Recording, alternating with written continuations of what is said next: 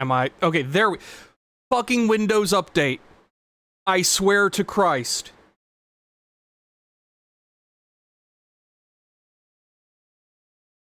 Every fucking time. And apparently, this happened while I was out and about because I did not know Windows updated.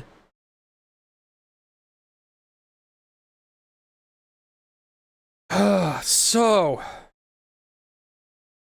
as I was saying,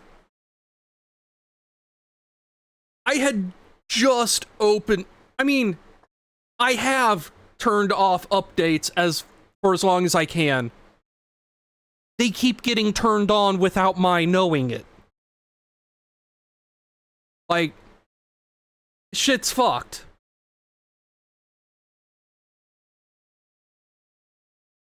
But as I was saying, I had just opened up OBS when the internet just kind of exploded about this. And I figure I don't get to do this sort of thing very often. May as well make it some content. But I will say I'm kind of afeared because what little I have seen of the reactions to this have either been very hype or very ragey. And I don't know how to take that. And before we start, my one ask for whatever is announced here, my one ask is that it not be a retread of Lilat Wars. Thank you for the head pat, Tora. I think I'm gonna need them. Yeah, I'm so sick and tired of Star Fox being nothing but 64. Like, we need to move past that. Have a good one, Tora. Just, if we can get past 64, we're good. Like, Command was a lot. Assault was fun. It just had a lot of weirdness in there as well. Like, the on-foot missions were controlled really fucking weird. But, like,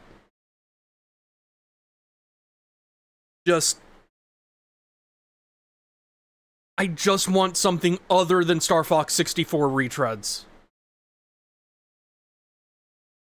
But with that said, let's do this.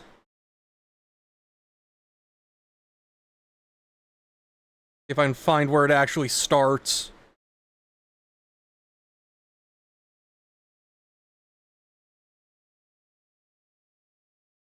Four minutes, 30 seconds into a 26-minute thing. Something tells me this isn't going to be a very long announcement.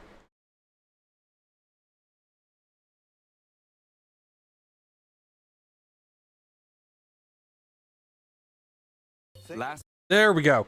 8 minutes in. Hello everyone, I'm Shigeru Miyamoto. Last month, we released the Super Mario Galaxy movie, which was enjoyed by many people around the world. No captions, unfortunately. To everyone who saw it in theaters, thank you very much. The movie features a certain character who isn't part of the Super Mario series. Why is a princess trying to go to the most dangerous place in the galaxy? Who are you? Don't ask me personal questions. Oh, I'm so sorry. I didn't. Fox McCloud! Leader of the legendary Star Fox team! I only care about three things: keeping the Lilat system safe, fighting with my buds, and doing extremely dangerous barrel rolls! Let's go! Then one day, my warp drive exploded. Blew a giant hole in the fabric of space and time, and I got sucked into a different universe. That's what I get for making a frog my engineer. Now I roam your galaxy. Why we gotta throw Slippy under the bus like that? Like, That's just a weird tone to set in a Mario movie, of all things. Trying to find a way home. Doing good when the price is right. Oh, I also have cool space boots. Now that's the backstory of the guy who's going to take us to the space junk galaxy. That's right. The main character from the Star Fox series, Fox McCloud, makes an appearance. Oh? Now, Fox and his wingmen return in their own Nintendo Switch 2 game. This game is called Star Fox. And now, I'll pass it over to Koizumi-san. Koizumi-san. Hello, everyone. I'm Yoshiaki Koizumi. From here on, I will be your host for this presentation. Star Fox is I'm based nervous. on the Nintendo 64 game, Star Fox 64, but the visuals have been completely updated. All of the characters Hang in on. the Run that back for a second. I wasn't paying close enough attention, apparently. Did he really just say what I think he said? Star Fox is based on the Nintendo 64 game, Star Fox.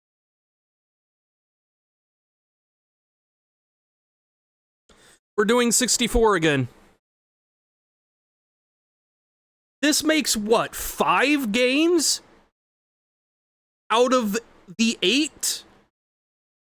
Being the exact same fucking plot? Are we fucking kidding me? Oh my god, okay, no, just... 64, but the visuals have been completely updated. All of the characters in the game have also been redesigned. All right, let's take a look.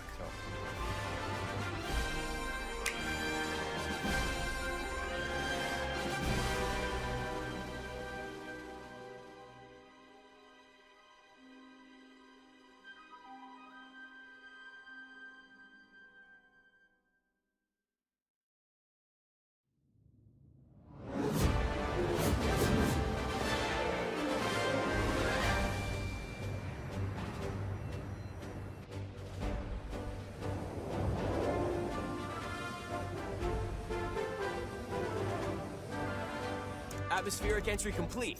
Extend the wings.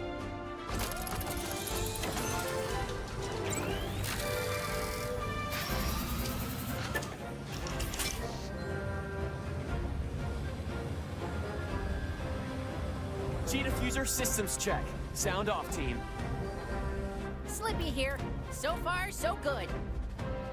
This is Peppy. All systems go. Falco here. G-diffuser seems fine. Let's go already. Enemy targets up ahead. Let's rock and roll.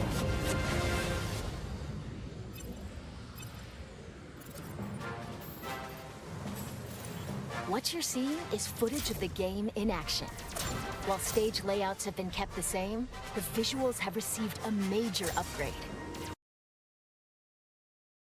It's not even original levels. It is literally okay, so Star Fox 1, Star Fox 64, Star Fox 64 3D, Star Fox 0, and now this, that's 5 games with the same fucking plot. What the fuck? Slippy, stay in formation. Banter between characters is also back. Now you've done it, Slippy. Bogey on your tail. Cover me while I fine-tune my sensors. Oh, you got him? Thanks, Fox. We need your help, Star Fox. Hey there, General.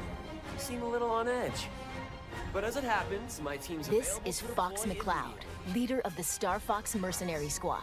Prep the R-Wings. We've got a job to do, Star Fox. We're gonna take the system back from Andross.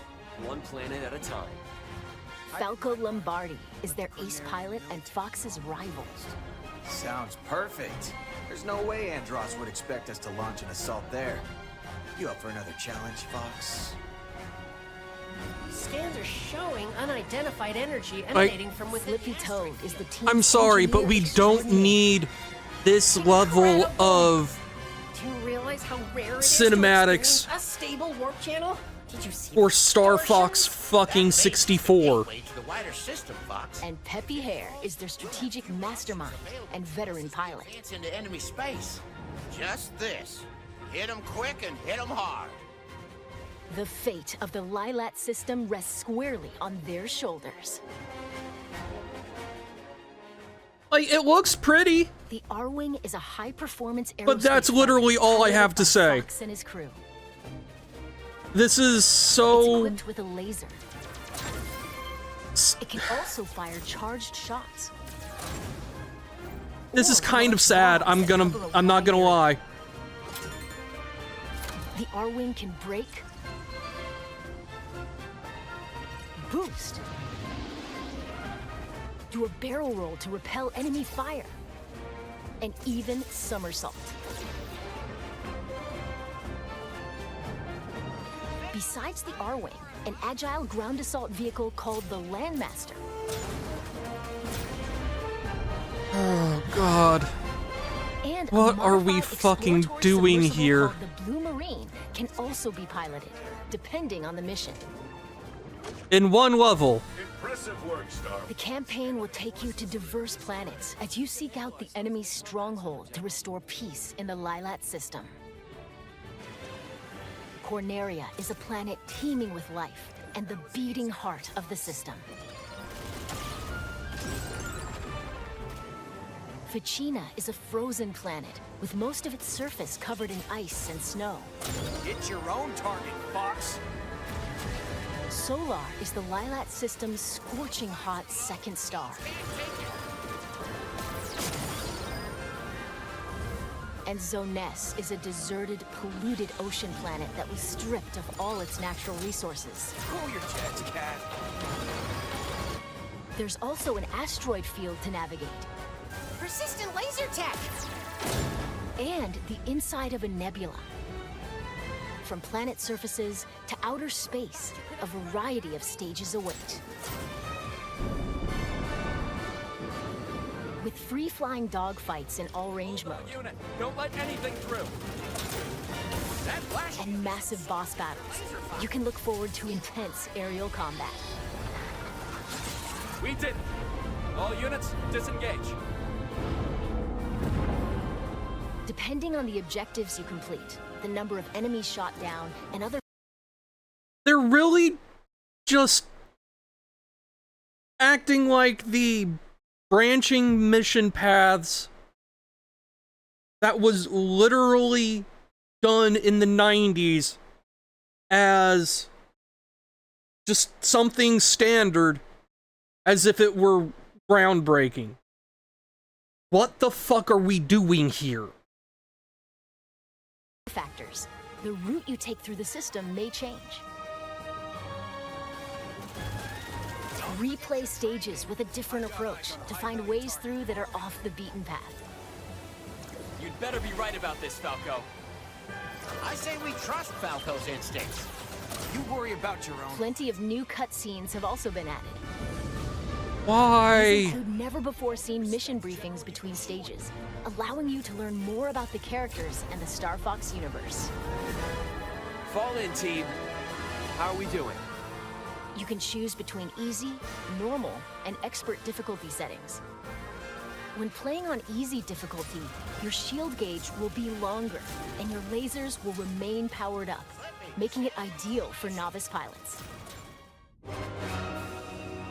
In challenge mode, you can replay stages you've already cleared. Complete a variety of objectives that bring new challenges to each mission that you won't find in the campaign. Defend the Allied fleet. Don't let any of them pass us. Break through! We'll find out who's coordinating this attack. Take on these challenges on either normal or expert difficulty. Battle mode puts you in 4 versus 4 dogfights. Players are split between Team Star Fox and Team Star Wolf. Then compete to earn the most points by clearing missions and taking down foes. You can select from 3 stages, each with its own rule set.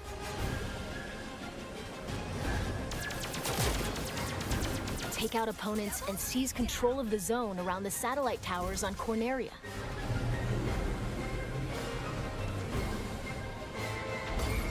Star Fox completed the objective.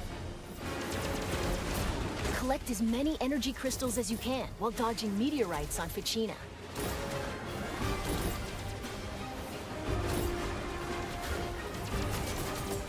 Or retrieve cargo from space pirates and take it to your base in Sector Y. Star Fox completed the objective. You can create private matches with your friends online, or match up with random players from around the world, making for a variety of ways to join team battles. Plus, if one person has the game, up to 4 players can take to the skies locally with GameShare. Or online using GameShare via GameChat.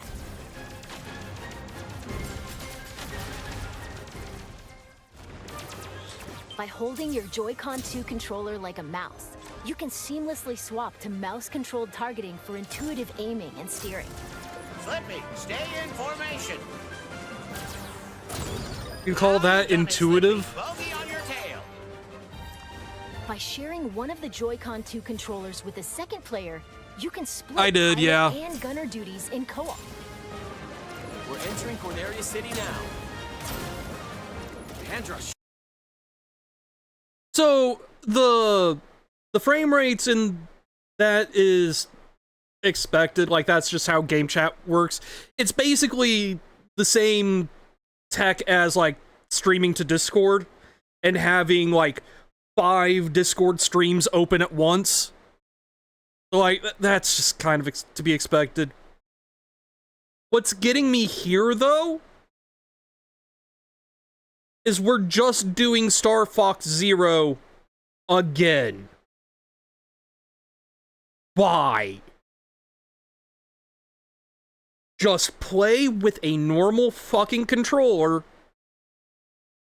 and do a different story. That's all I'm fucking asking. Like, admittedly, this is just an option rather than the norm.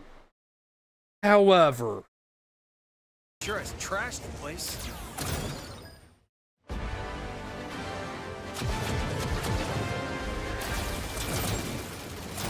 I'll target the lights on the left. You guys go right.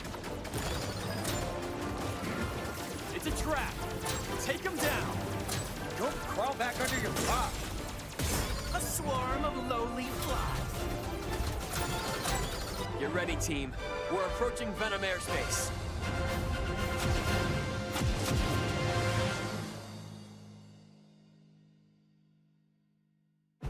What did you think? As you just saw, Fox and Company have a more animal-like design in this game. Reborn exclusively for the Nintendo Switch 2 system, Star Fox launches June 25th. By the way, this game also supports character avatars, which let you change your face in game chat to look like a character. Like this. How do I look?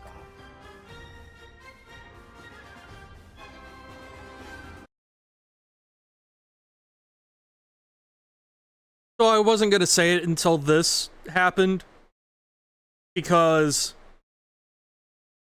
there was always something in the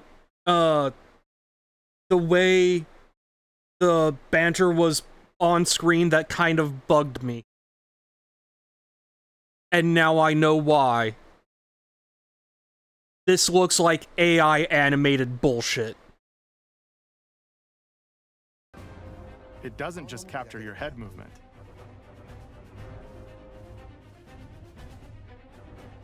But your mouth movement?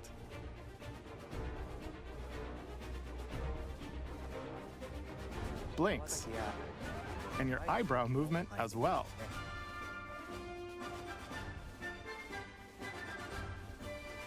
If you have a compatible USB camera, please give it a try. When No. using character avatars to look like a Star Fox character, friends playing other games can also see your new look. This game also supports the Nintendo 64 controller. Those who played the Nintendo 64 version can enjoy controls that feel even closer to the original. Since its debut on the Super Nintendo Entertainment System, the Star Fox series has had a long legacy on Nintendo platforms. Along that journey, it set out for adventure and joined the battle in the Super Smash Bros. Series. We're grateful that you've continued to support the series for more than 30 years. If you've never experienced the series before, we hope you'll give Star Fox a try. Finally, we'll finish this presentation by sharing the game's prologue, which depicts a past battle involving James McCloud, father of the protagonist Fox. Thank you very much.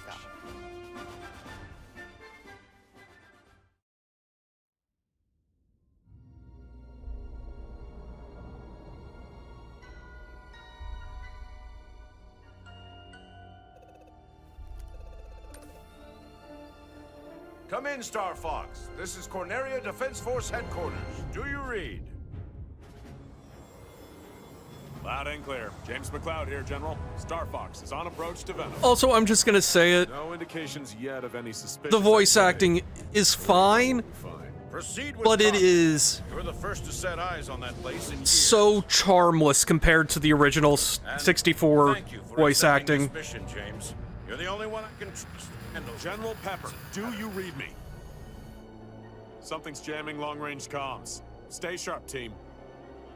Are you seeing this, James? According to my instruments, the atmosphere is highly toxic. And we're doing this job for next to nothing?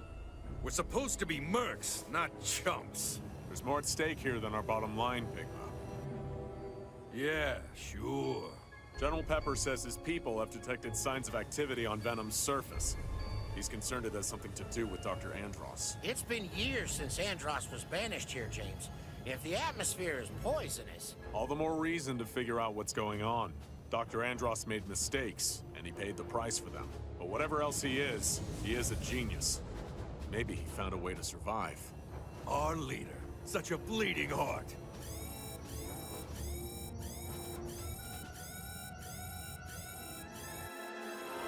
Where'd they come from?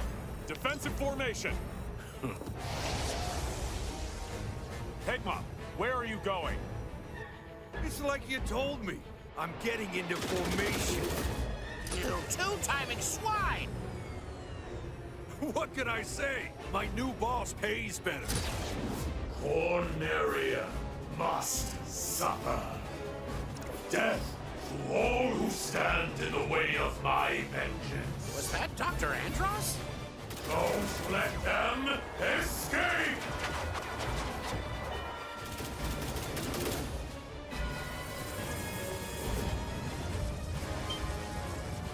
I can't shake him. Hey, Peppy! Catch!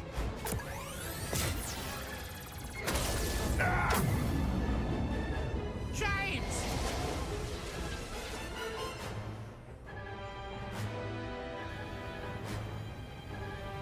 Peppy, are you there? Come in, Peppy. Do you read me? I'm losing altitude. Peppy, you need to get out of here. Warn the General. Not without you, James. That's an order.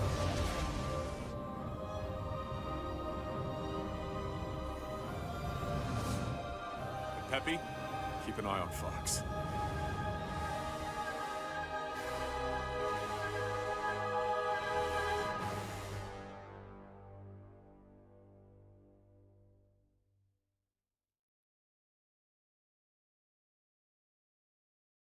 So that one cutscene really was just the only thing of value this would add to the game to, you know,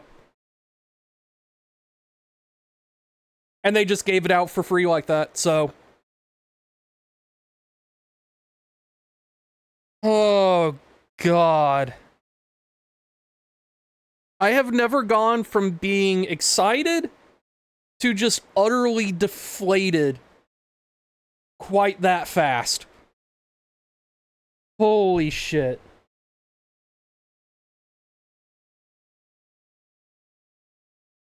Okay, give me 1 second and we'll swap over. Oh, God. Fuck, I'm just gonna... live.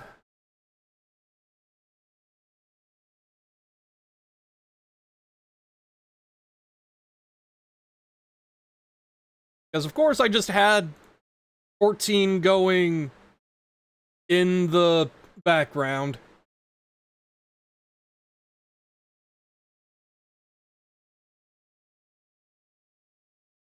Swap the category over.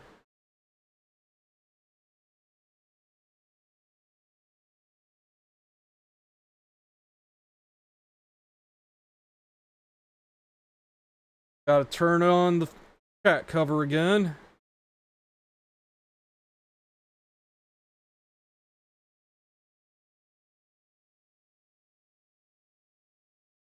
Update the title.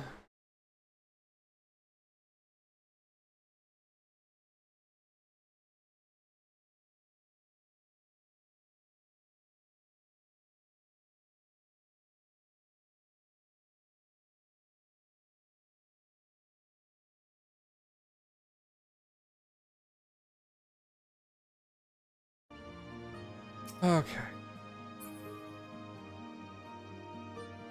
I'd help if I can actually read chat. Okay.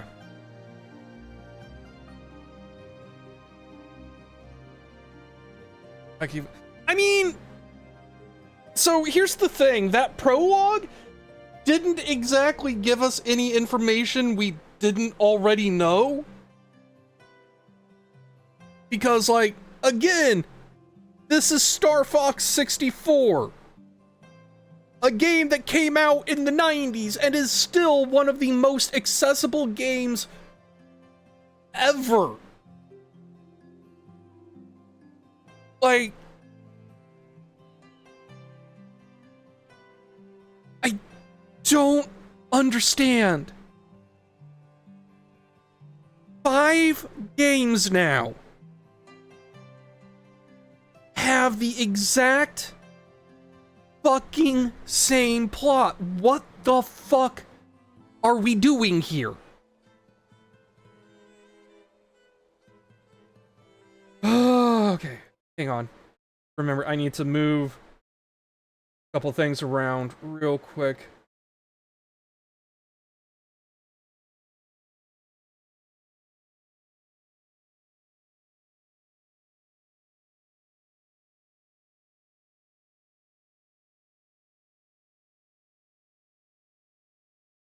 There we go. Oh, God.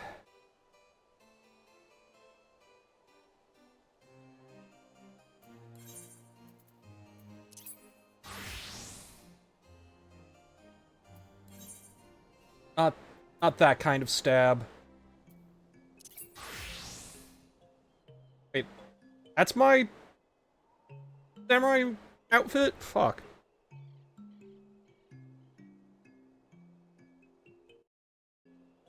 Like, Star Fox 64 is great, but imagine if... Okay, so, like... The closest thing I can say is, like, imagine if Super Mario World, Yoshi's Island, Mario 64, and Mario Galaxy were all just Mario 3. It's like the same fucking story over and over. Like, yeah, the gameplay details change. But at that point, just why have a story at all?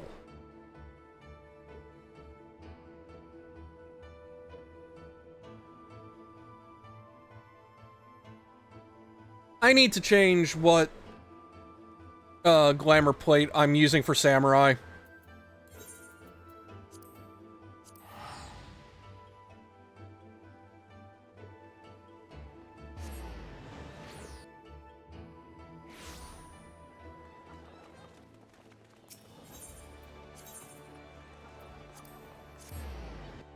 Could I do this, you know, just anywhere in a town? Yes. Do I care? No. I want to go to an inn to do this. And Limsa is just the closest. Mainly because I just don't remember what my glam plates even are at this point. Okay.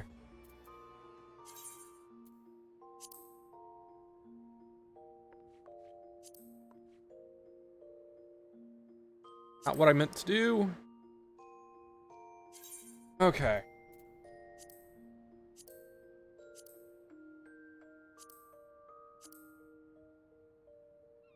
Alright. I forgot I was playing around with the new sets I got from the Blue Mage stuff.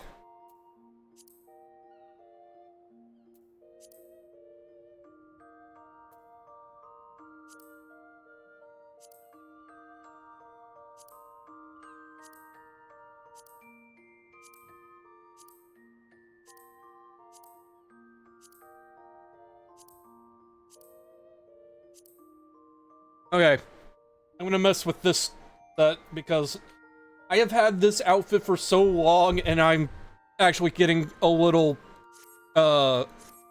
sick and tired of it, so are you fucking kidding me, game?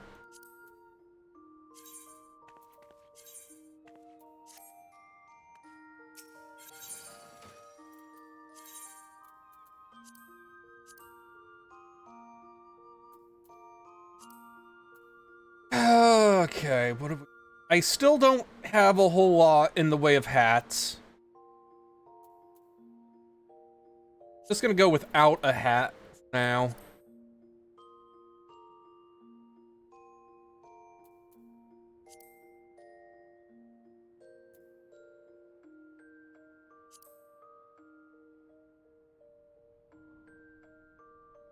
Trying to see what I have without, you know, clicking on every little thing.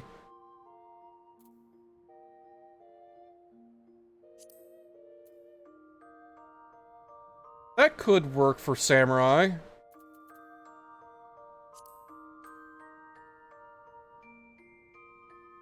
Oh yeah.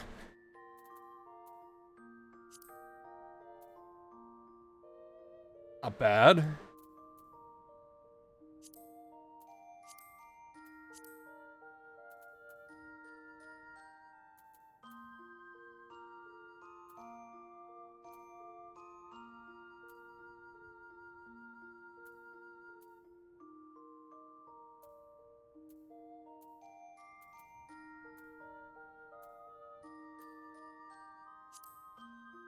Eh.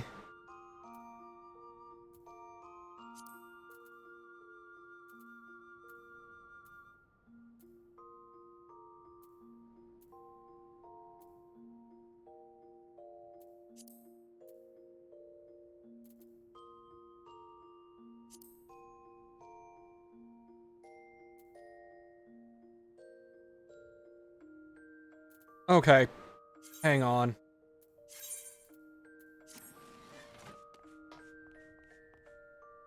First off. Nope, no sales. Still, ventures are still going.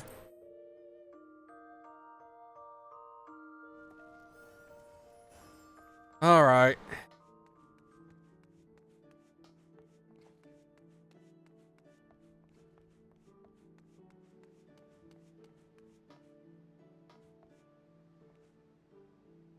Where the fuck am I? I went out the wrong door.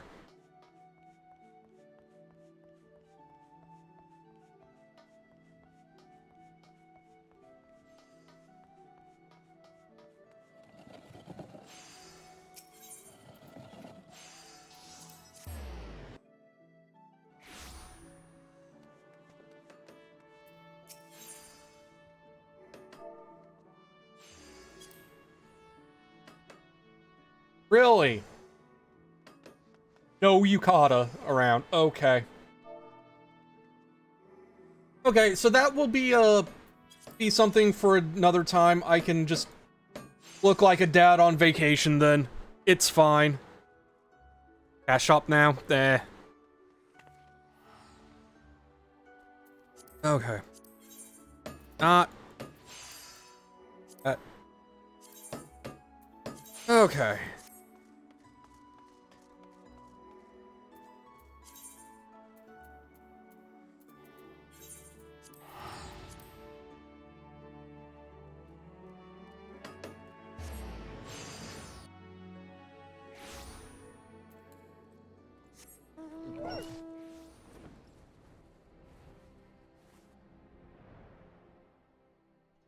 Also, I'm just realizing the game is really quiet.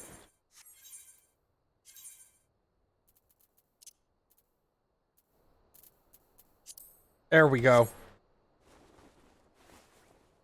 I keep forgetting... Oh, wait. I also forgot to... enable that. We get the cutscenes and everything. I keep forgetting I do shit on my own time while listening to podcasts and shit. And end up turning the game volume down.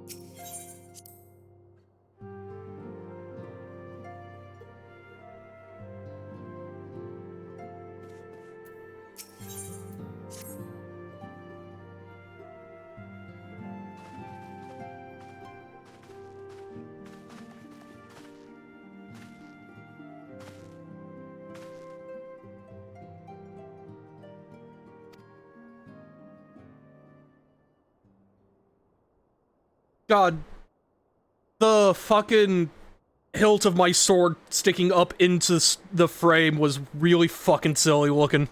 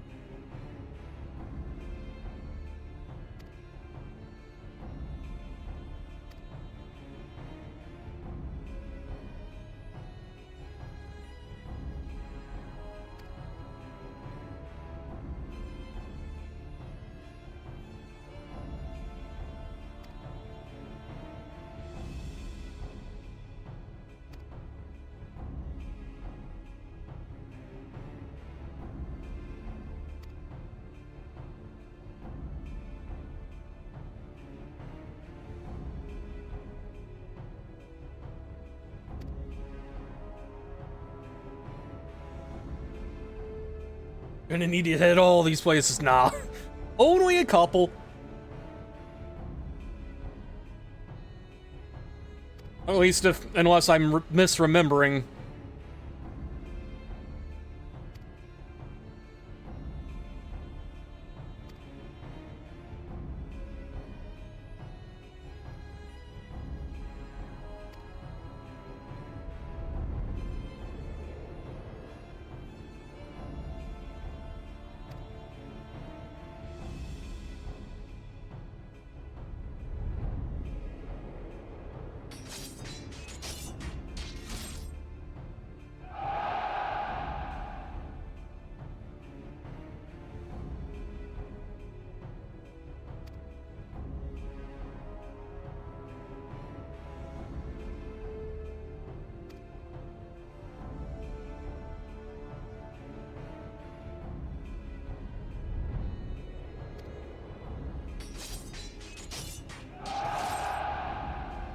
That stock cheering sound.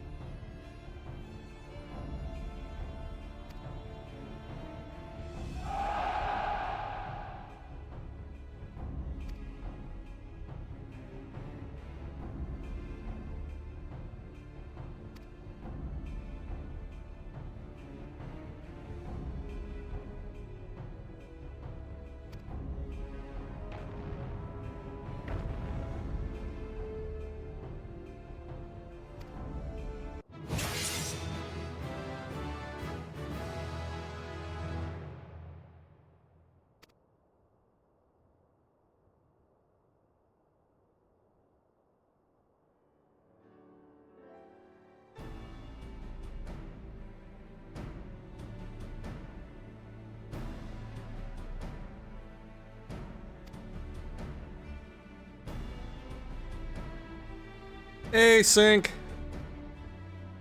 How you doing?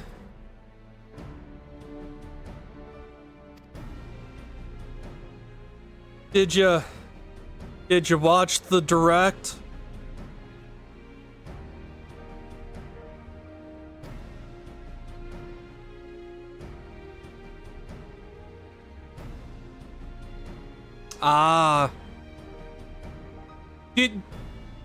Do you want me to give you the Cliff's Notes? Because I can't say what I think of it without giving away why I think it. It's Star Fox 64 again. Like, literally just Star Fox 64 again. They even said the stage layouts from 64 were being brought back. The only thing that is unique is the multiplayer, and they added a bunch of cutscenes.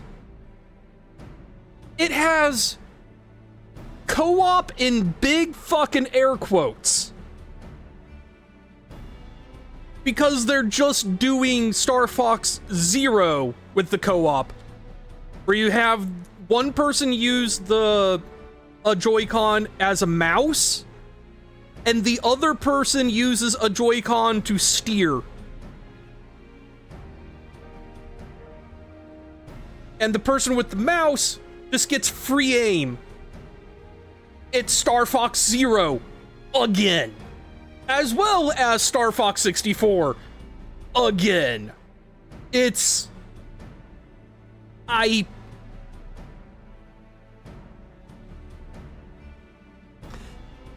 so fucking baffling, my dude.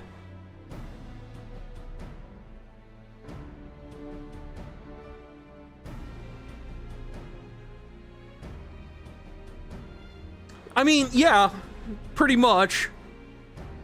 But just, this is going to be the 5th game in the series to have the same fucking plot.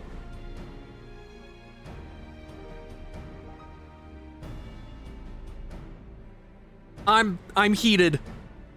I'm so tired, y'all.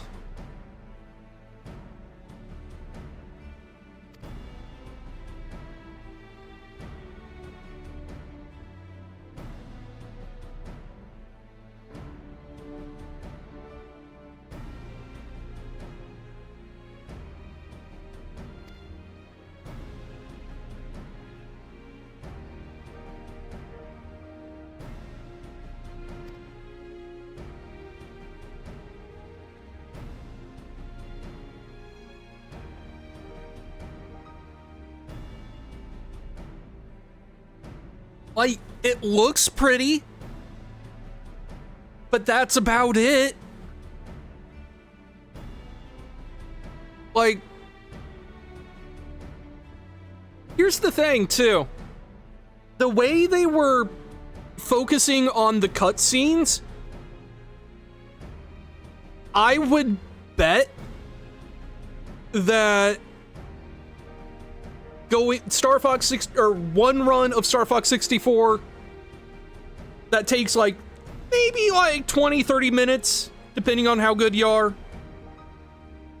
will now take somewhere around 2 to 4 hours because of cutscenes alone.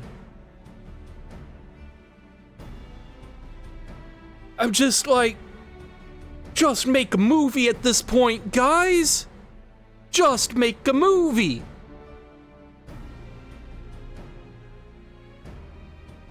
Anyway, I've got to focus. I wouldn't say I'm not going to say for sure there was AI involved, but it had the same style. Like, especially like the banter back and forth. It had the telltale look of like early Dolly Mid-Journey sort of animations of how, you know, people would always like be nodding their head as they talk. And I can't tell if that was an intentional like animation style, like a throwback to how the portraits in 64 were very much just little puppets just yapping constantly with like 2 frames of animation sort of deal. Or if it was, in fact, animated by AI. I could not tell you. I don't want to spread aspersions.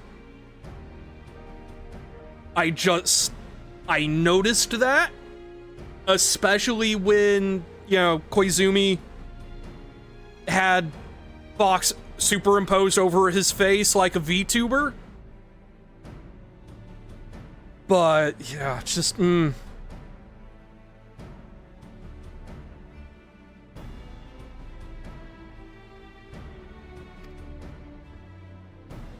like, the assets themselves are absolutely handmade. I can say that much with certainty. They look far too well rendered and modeled and everything to be AI anything.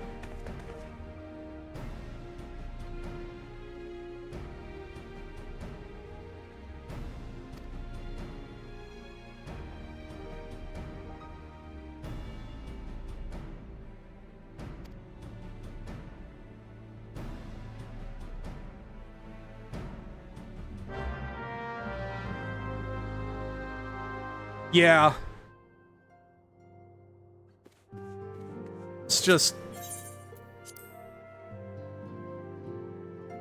I'm just sitting here like, man, what are we doing with Star Fox if we're doing the same game for a 5th time?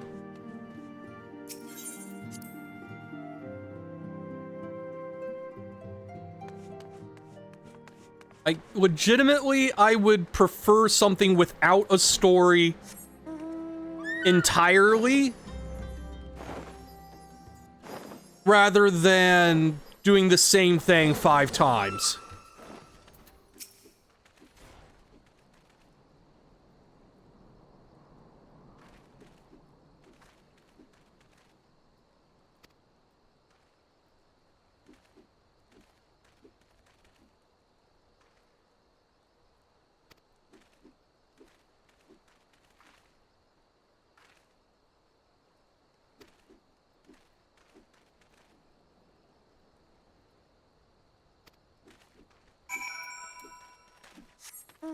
All right.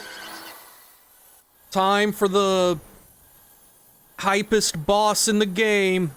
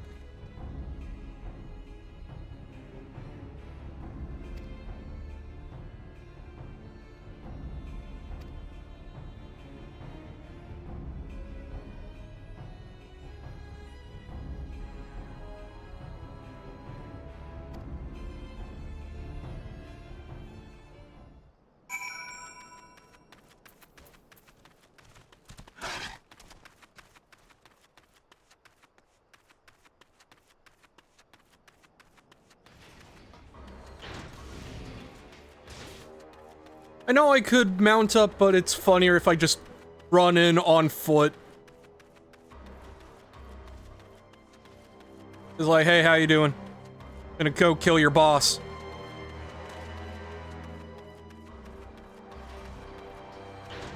Also, I just like, you know, the starbird perched on my shoulder as I do this, like I'm taking Medion on a tour of the realm and stopping to kill a man.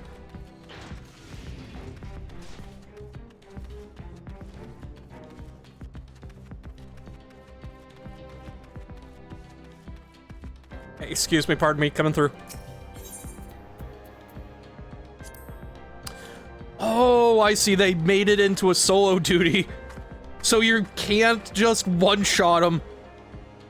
That's actually really funny.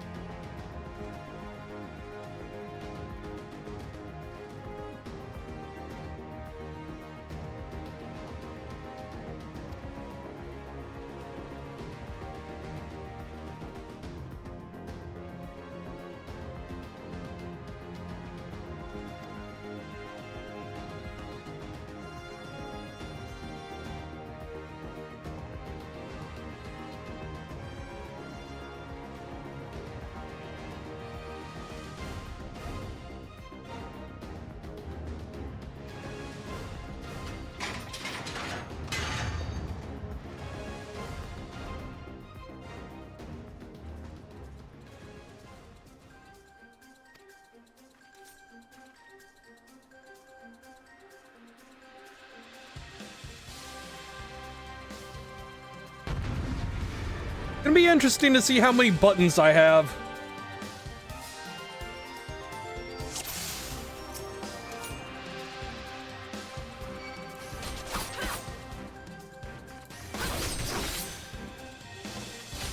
Oh, shit.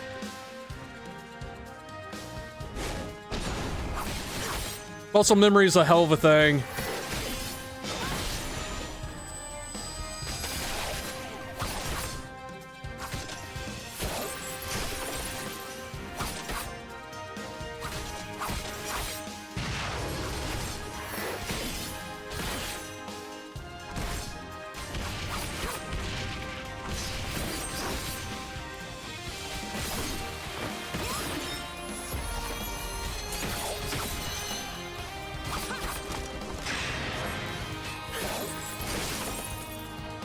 I see we're doing one of these.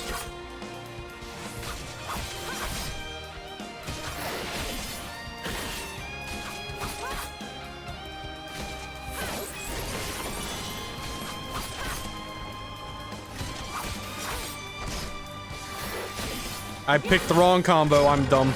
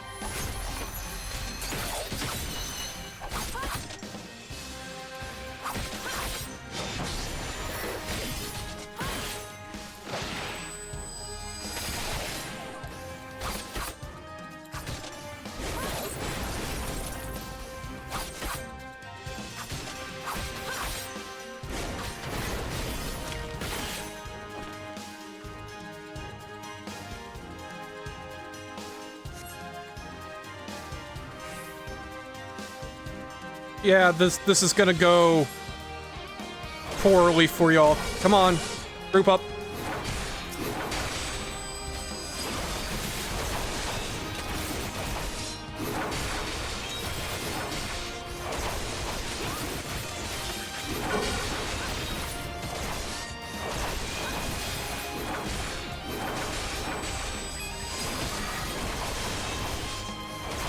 I actually have to pop Bloodthirst.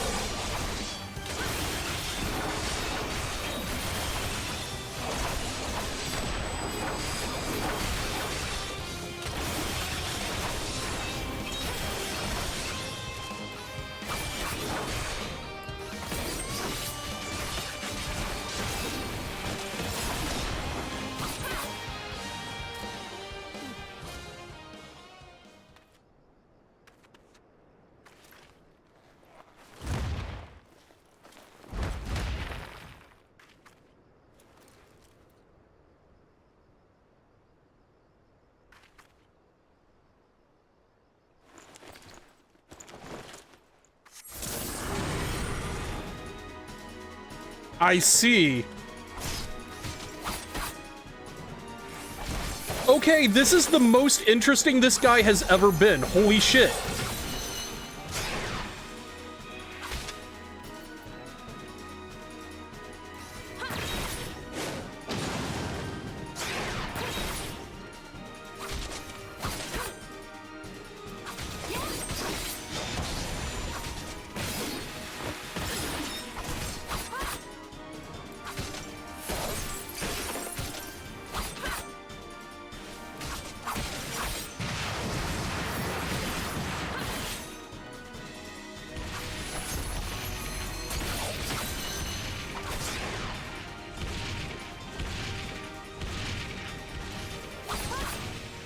You know, this is actually hype, though. I came in here expecting a meme. I'm actually having a good time. Holy shit.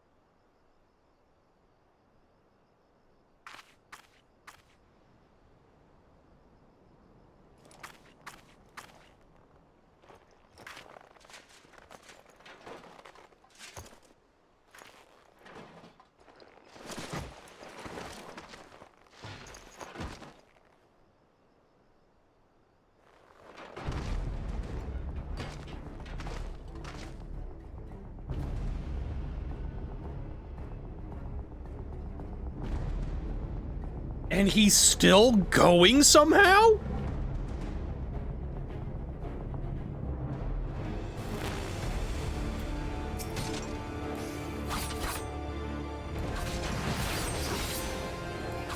And I'm locked in place too. This is just a pure damage race now.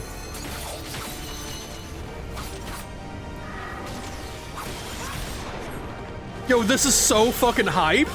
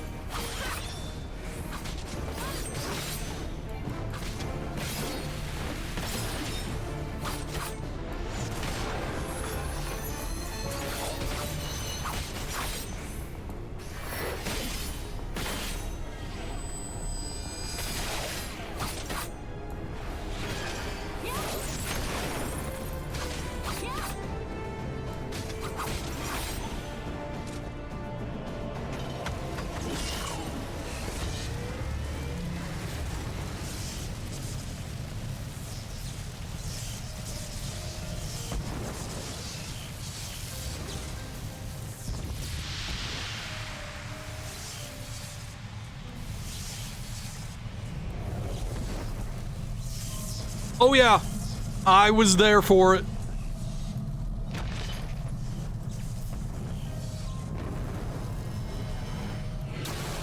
But also, like, beyond that first round, it was just a normal fucking fight.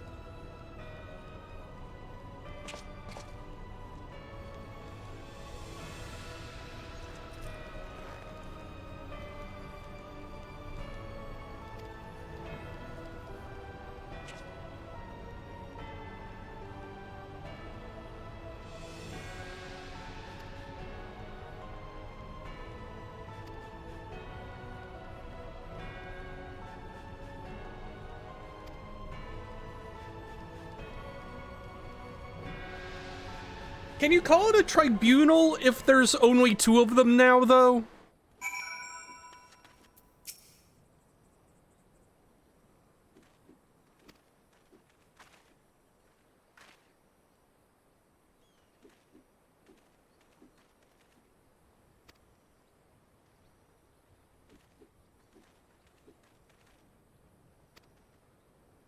Tribunal just doesn't have the same rank. True.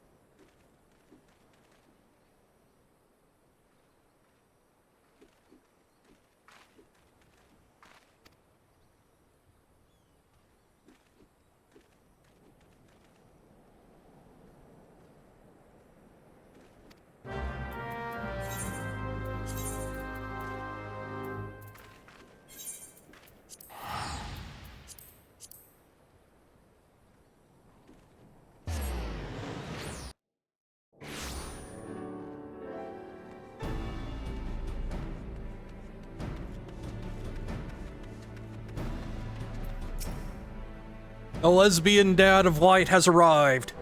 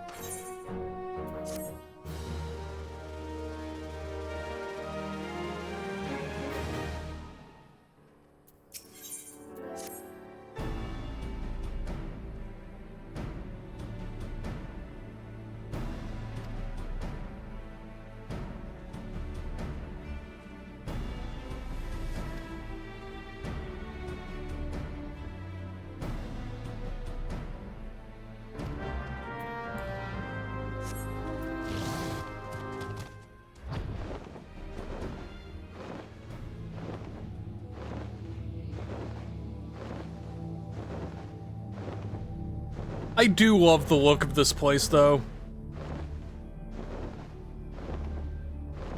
Like, constantly covered in the blue smog. Like, there is no difference between night and day here. It's great.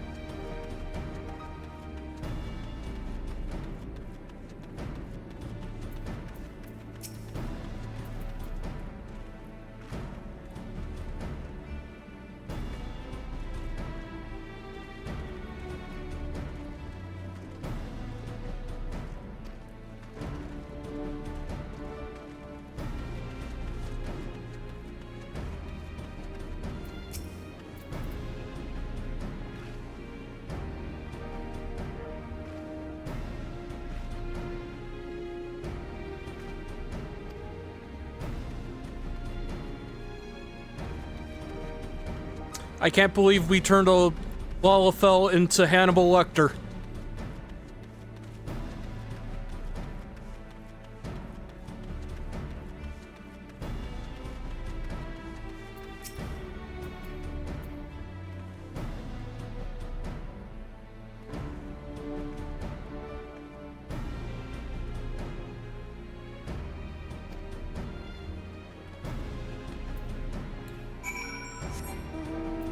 Dude's right here. Okay.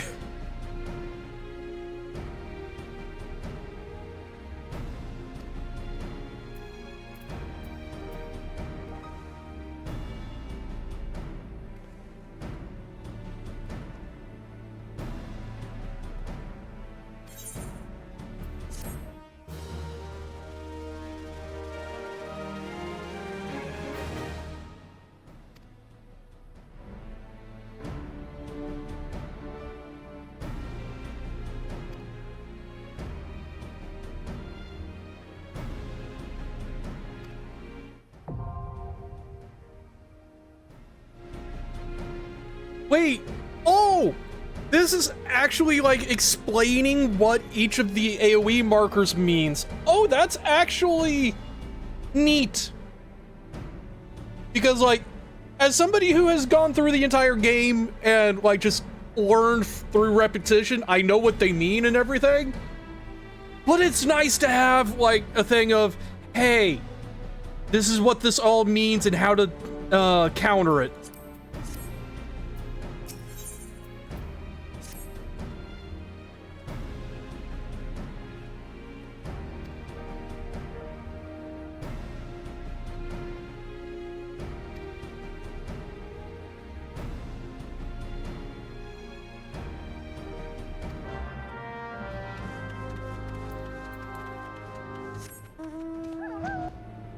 All right, time to kick this entire place's teeth in by myself.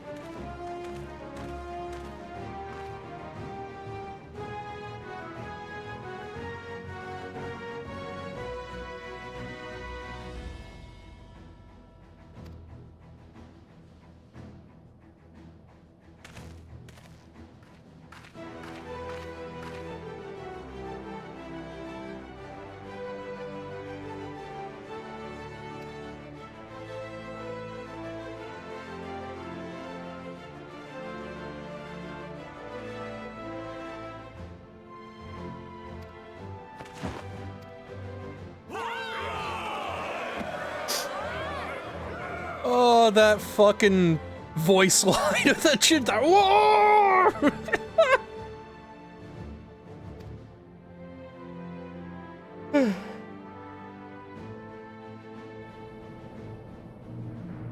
Okay.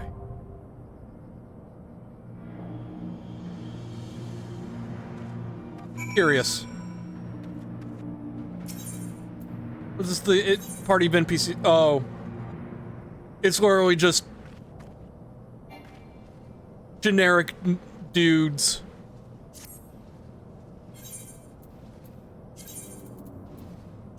Restricted.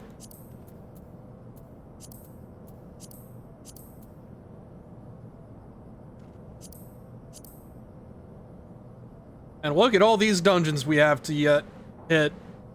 And somehow I feel like we're not going to hit a lot of them. Because a lot of them aren't required.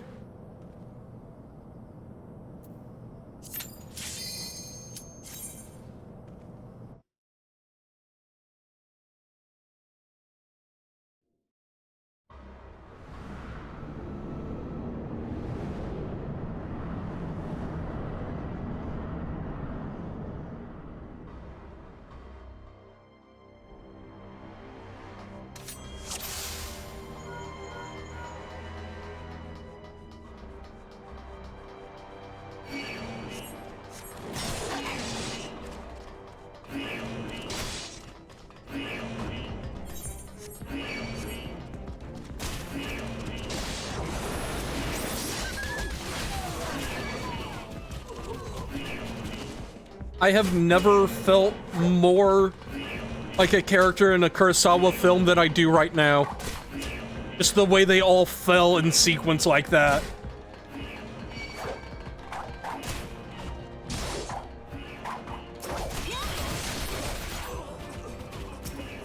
One guy, stayed up.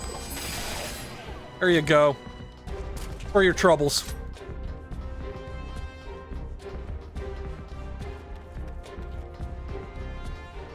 Hi, buddies. Oh no, this is a boss arena.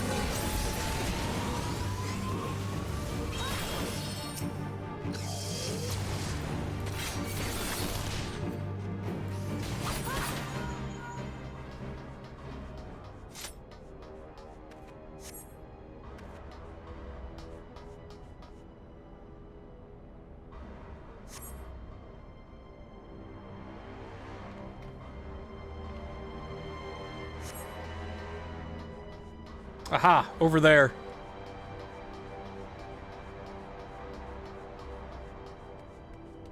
Into the trash with me.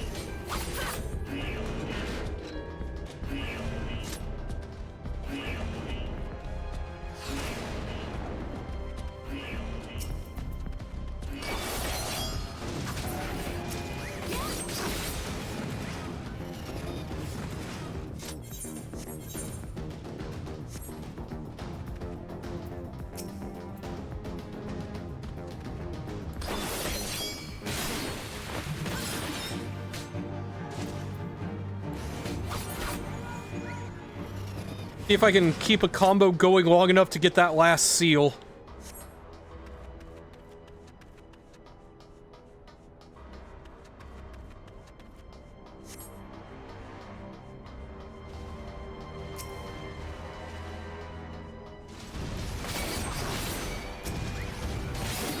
There we go.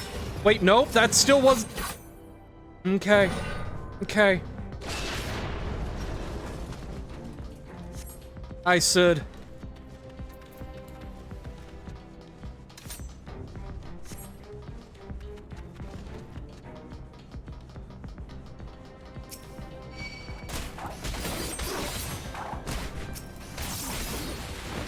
Okay, I must have the seal I'm trying to get. There we go. Okay. I'm just dumb. Don't mind me.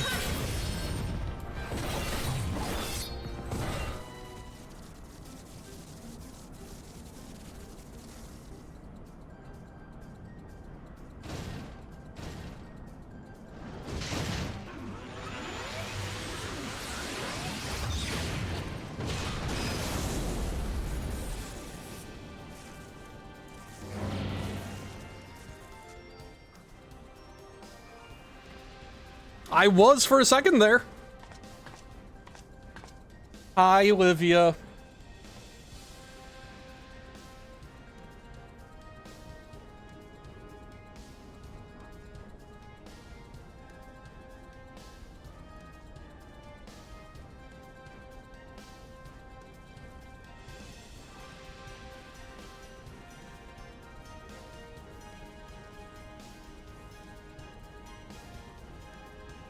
You sure are, Nix.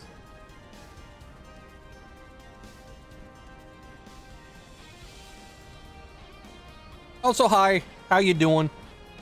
Hope you're feeling better.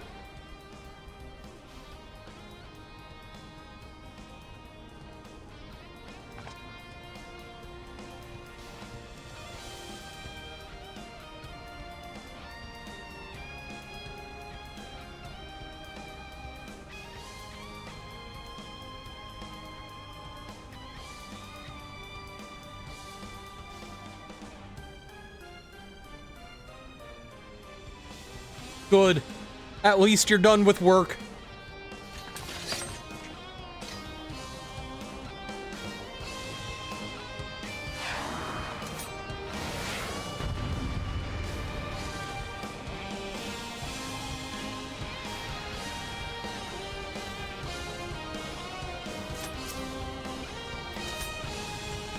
Anyway, time to put her down.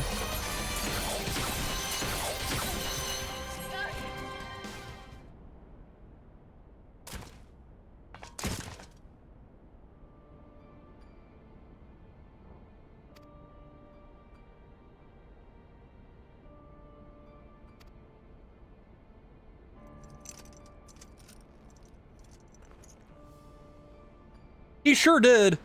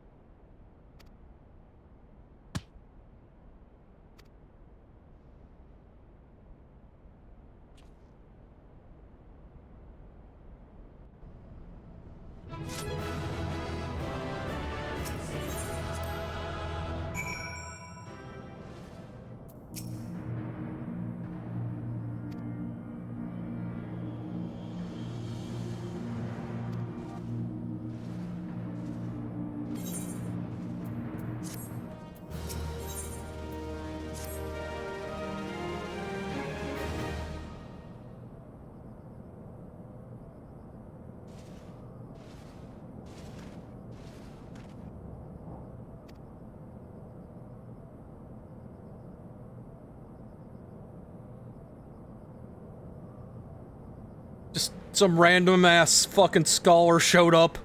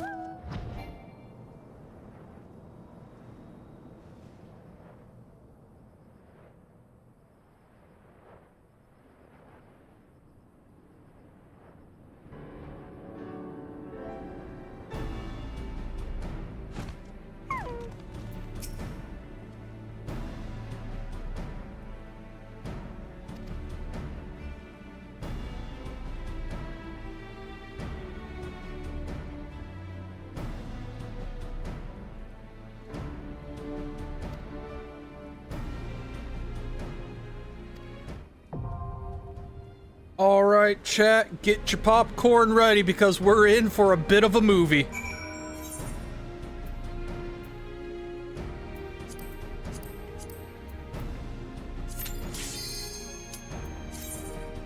We are going to be at, like, cutscenes are going to be 200% of this run. You will see what I mean when we get in there. Because, like, for starters, I cannot skip even if I wanted to. Your first experience of Gaius' monologue. Ooh.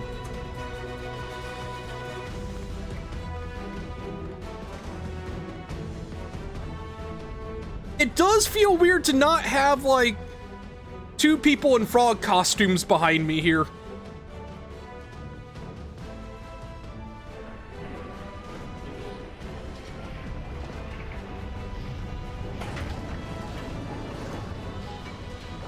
So, a fun fact about the monologue. Back when I was still doing, like, Heavensward content and was running this for, like, the daily roulettes, and it always came up. I literally, when the... I don't know if they trimmed down the speech itself, but the dungeon definitely used to be a lot longer. Like, for starters, the optimal solution was to just run past those guys, and, like, there were, like, 3 pulls here. But, like, the tank would stay behind, keep aggro, everyone would click the terminal, and then the tank would, and you just didn't fight those guys. But, like, I remember when Gaius started his speech, I got up, made myself a sandwich, sat back down, and ate it before the monologue was over.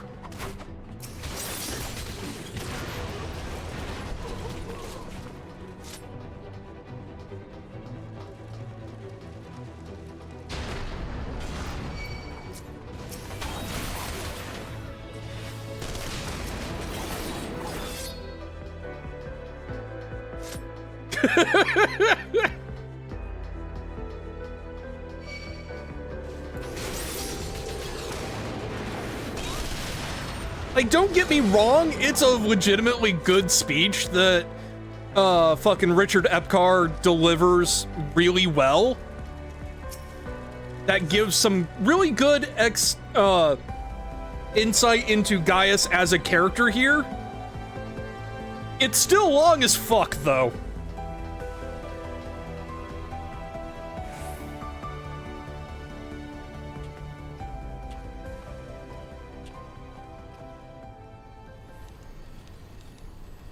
Yeah, they made it so you can't actually skip cutscenes here because people would skip cutscenes and the boss fight would be done before the cutscene was finished. So, like, they forced people to watch the cutscene every time so newcomers could get the cutscenes.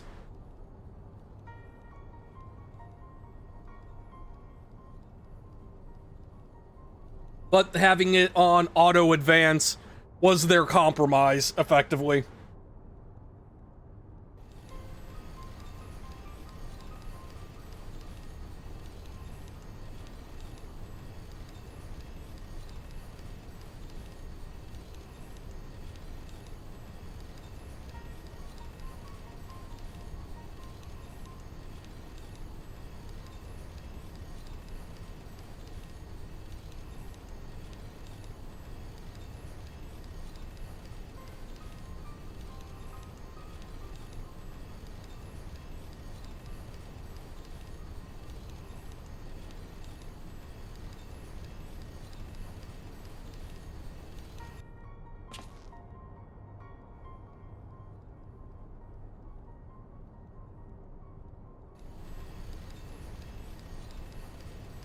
No, Meteor here refers to the Meteor Project, which is what the Garleans, used to rip Dalamud out of the sky and drop it on, Cartno.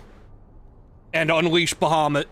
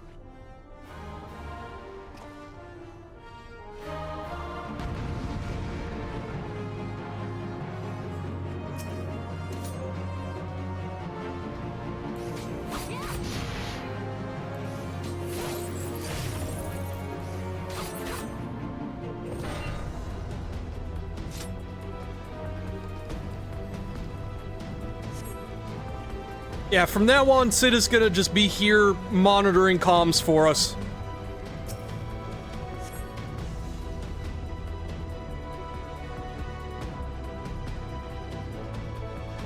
Also, fun fact, this is a 4-man dungeon now, but it used to be 8.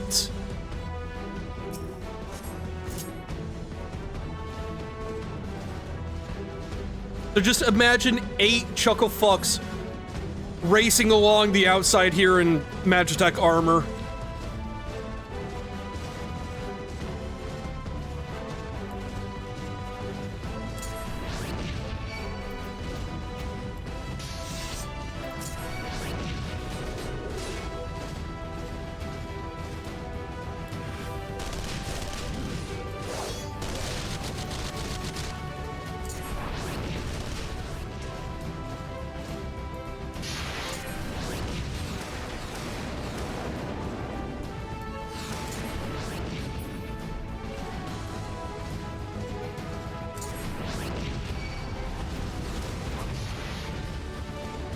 Oh no, actually, you can't. Thankfully, the Magitech armor does not have collision with anything. So, like, it was just like this 8-person long human centipede of Magitech armor, effectively. Which is honestly kind of worse.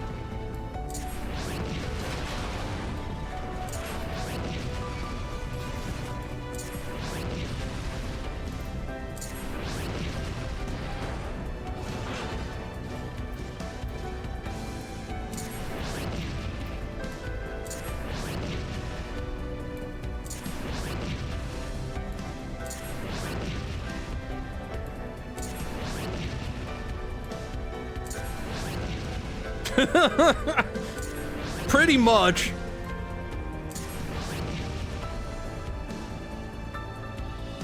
Also, yeah, important to note that this is Maggie, which means it is a sentient suit of armor. Just keep that in mind for later.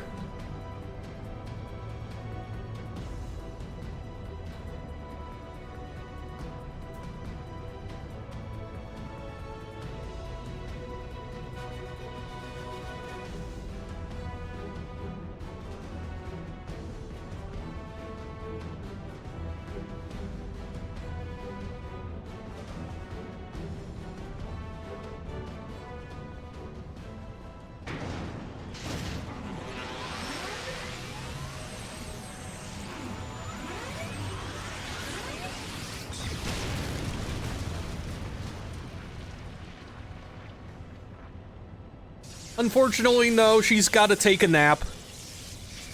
Because we overloaded her systems to take out that door.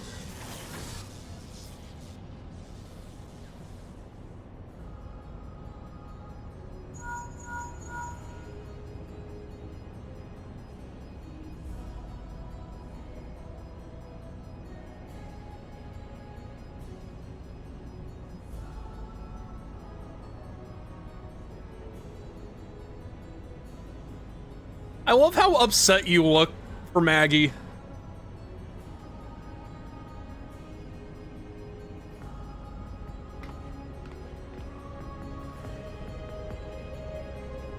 I mean, we've all seen Shadowbringers at this point.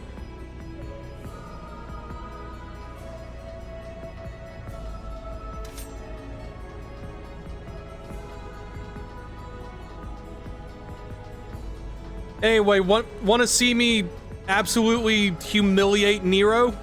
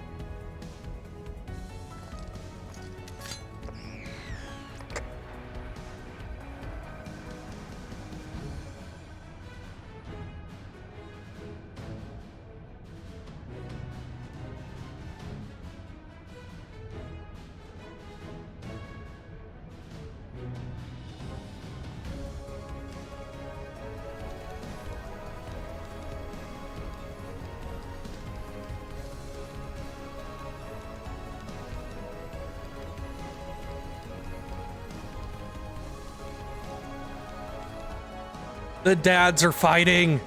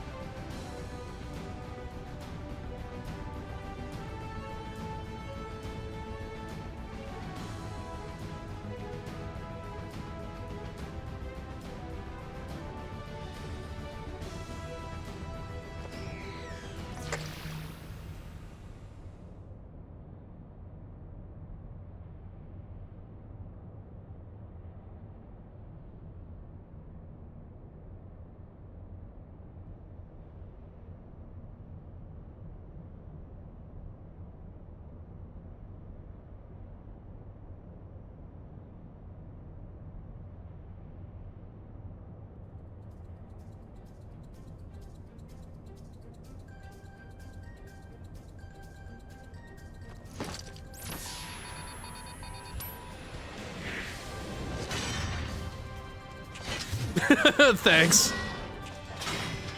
I'm a fan of them. They're Helsing ass glasses and I love them.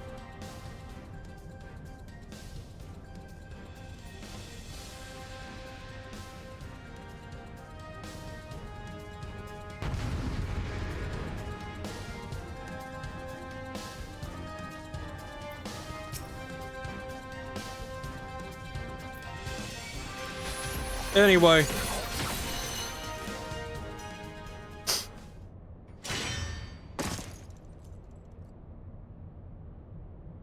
One hit, dead.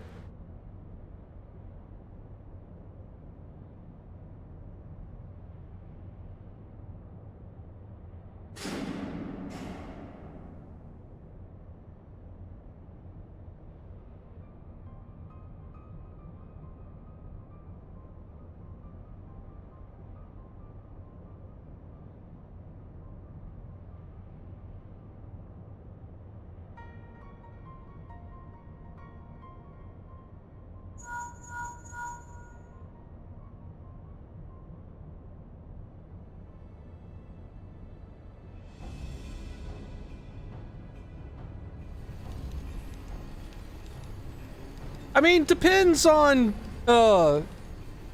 if I'm around to carry you through it.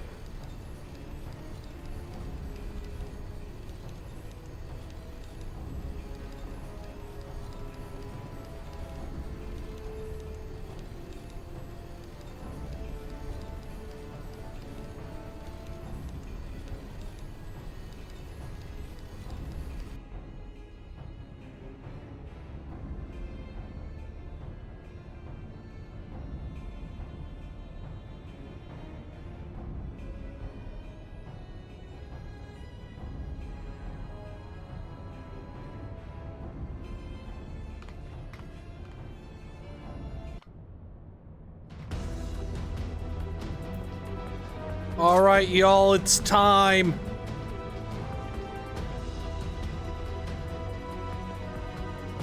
It's the speech.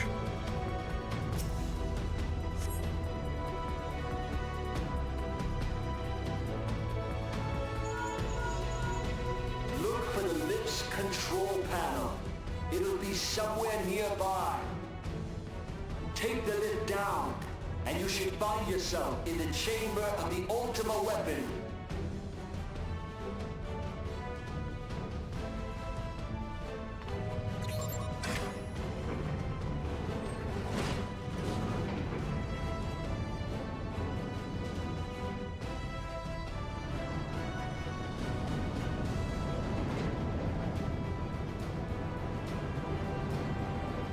Keep your eyes peeled. Gaius could be waiting for you down there. Oh, and don't even think about dying. You're too bloody useful. The interference is getting worse. I don't think the connection will last much.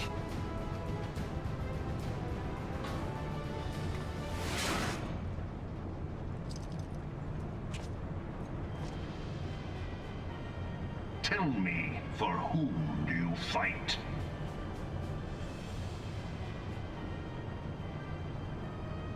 Oh yeah, very much so. Do you believe in Eorzea?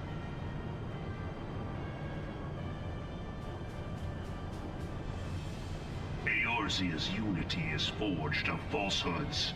Its city-states are built on deceit, and its faith is an instrument of deception. It is not but a cobweb of lies. To believe in Eorzea is to believe in nothing.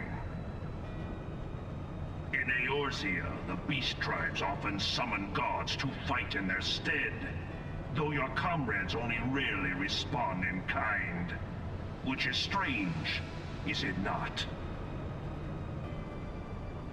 Are the 12 otherwise engaged? I was given to understand they were your protectors. If you truly believe them your guardians, why do you not repeat the trick that served you so well at Cartano and call them down? They will answer, so long as you lavish them with crystals and gorge them on ether. Your gods are no different from those of the beasts. Icons, every one. Except but this, and you will see how Eorzea's faith is bleeding the land dry. Nor is this unknown to your masters, which prompts the question, why do they cling to these false deities? What drives even men of learning, even the great Louis Soir, to grovel at their feet? The answer? Your masters lack the strength to do otherwise. For the world of man to mean anything, man must own the world. To this end, he hath fought ever to raise himself through conflict, to grow rich through conquest. And when the dust of battle settles, it is ever the strong who dictate the fate of the weak.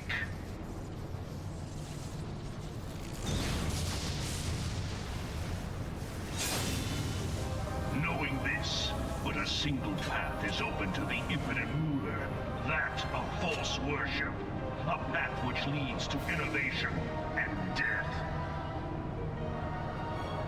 Only a man of power can rightly steer the course of civilization. And in this land of creeping mendacity, that one truth will prove its salvation. Come, champion of Eorzea, face me. Your defeat shall serve as proof of my readiness to rule. It is only right that I should take your realm, for none among you has the power to stop me.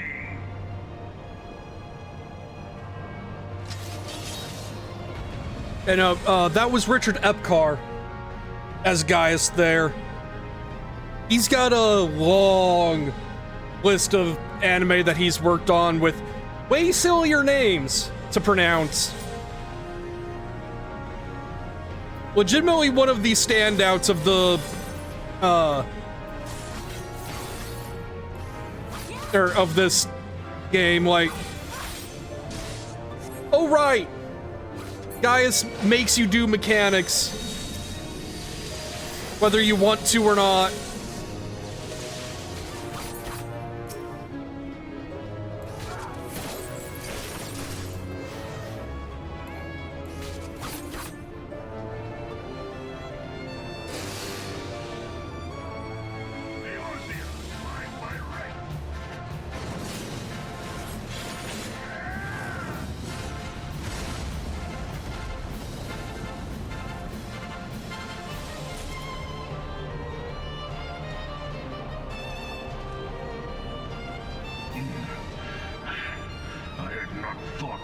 So hard pressed. Your strength is most impressive. Such power befits a ruler. Yet, you lack the resolve to put it to proper use. A waste. Yeah, like, one of his major roles that I'm just remembering is Joseph Joestar in Stardust Crusaders. Like, he has had to say some really silly shit with complete sincerity, and he just kills it every time.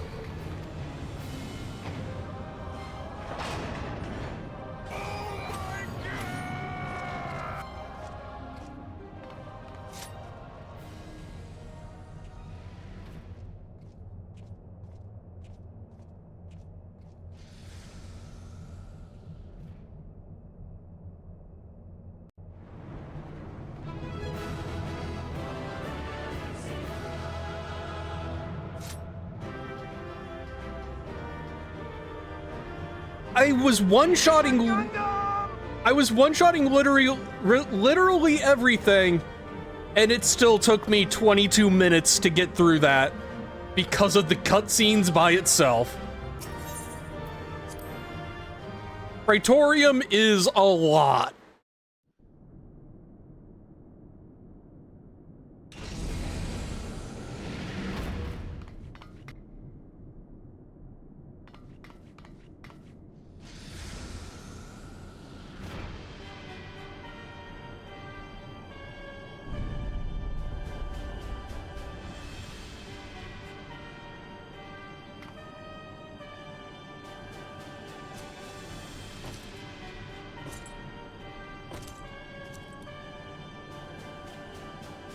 Allow me then, hero, to do that which you will not.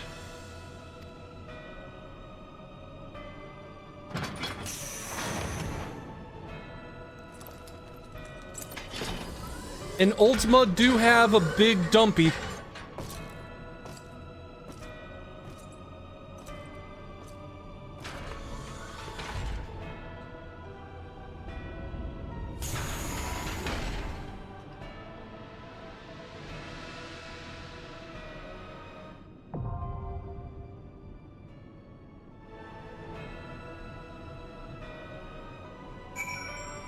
So,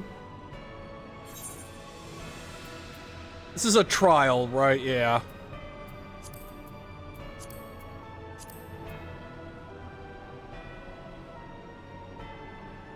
There it is.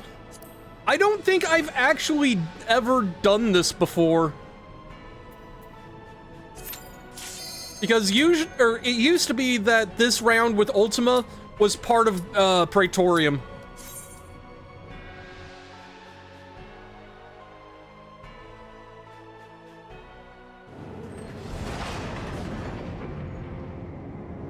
It's actually really funny that all the FF7 reference weapons are fought in reverse order here.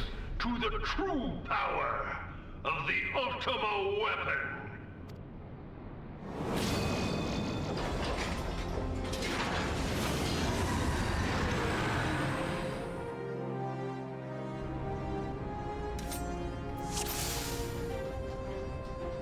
Anyway.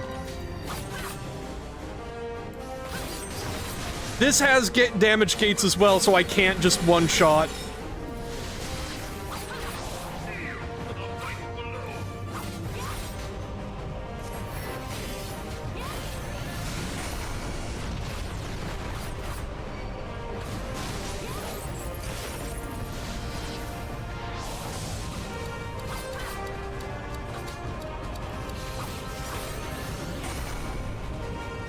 Oh no!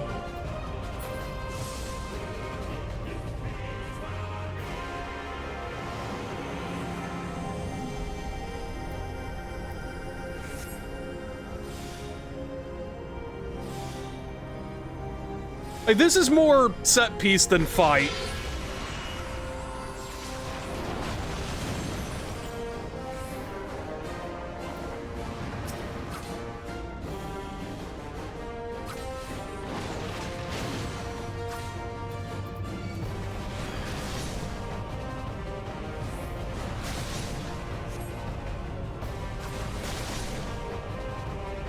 Yup. Kind of signposted by the use of Torn from the Heavens as the music, since this is the Warrior of Light's theme.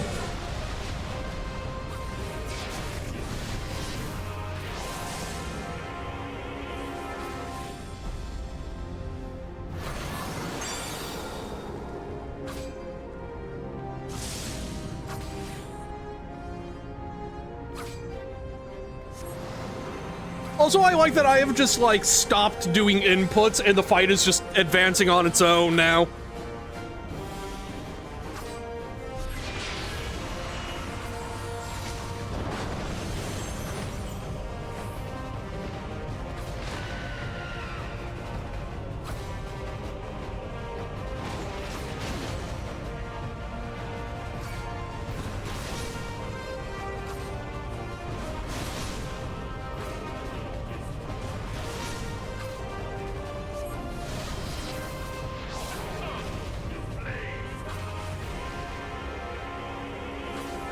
Yeah, pretty much.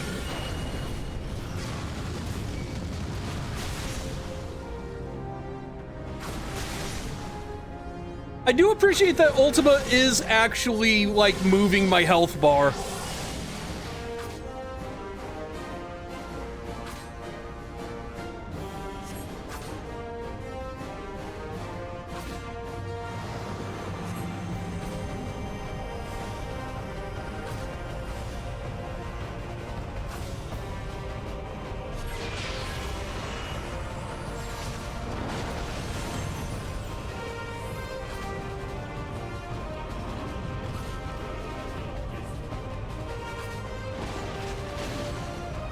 That said, I do actually legitimately like the framing of this fight way better than the original version.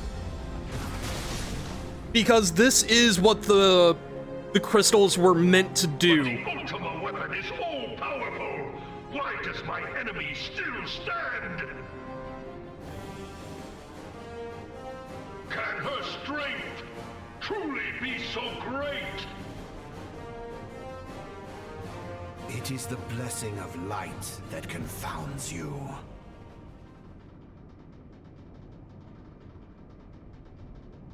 La Habrea.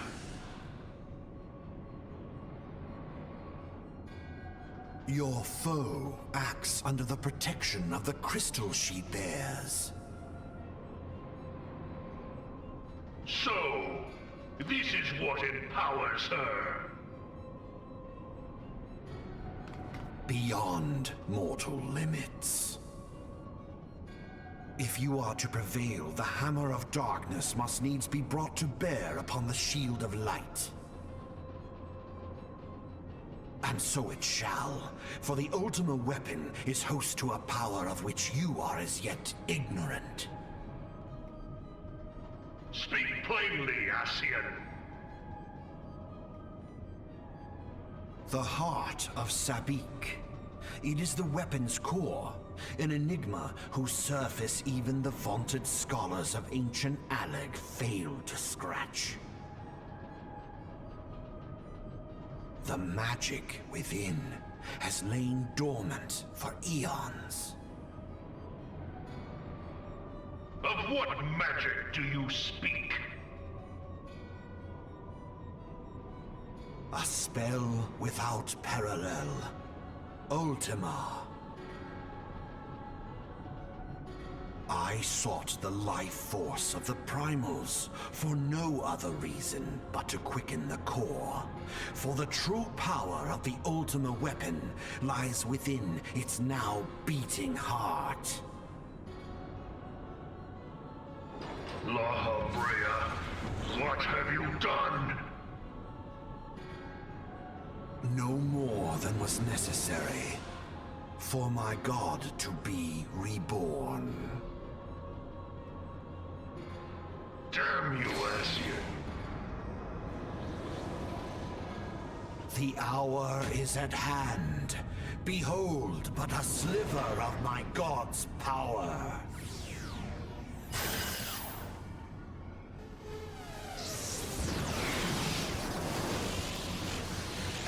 From the deepest pit of the seven hells to the very pinnacle of the heavens, the world shall tremble. Unleash Ultima!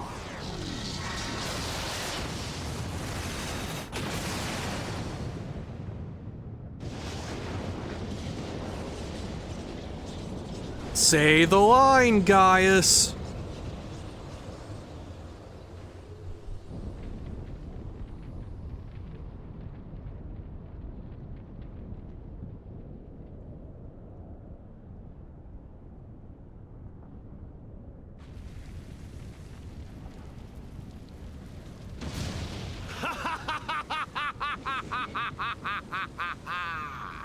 Such devastation!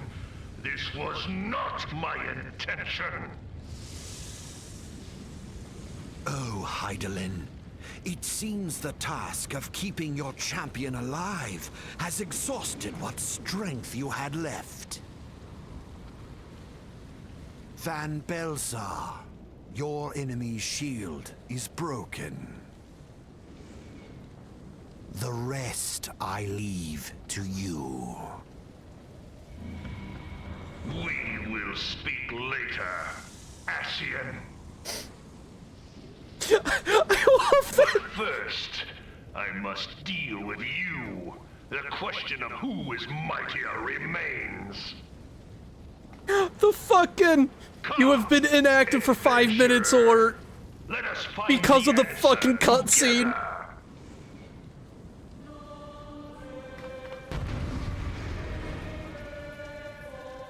I mean, technically, I racked up a minute or so before the cutscene started. But... Anyway, time to one-shot this bitch. Oh! It took 3 hits!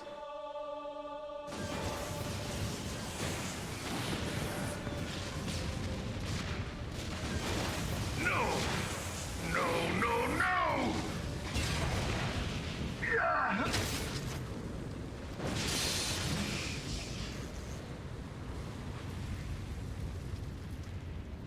Heed me.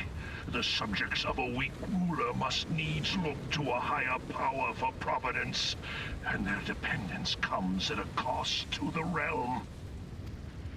The misguided elevate the frail, and the frail lead the people astray. Unless a man of power wrests control, the cycle will never be broken. You of all people must see the truth in this. You who have the strength to rule.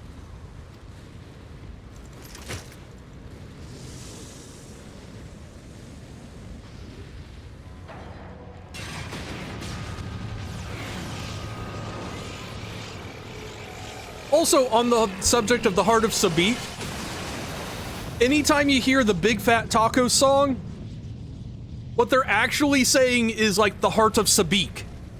Just, it's the way it's phrased out, people hear Big Fat Tacos.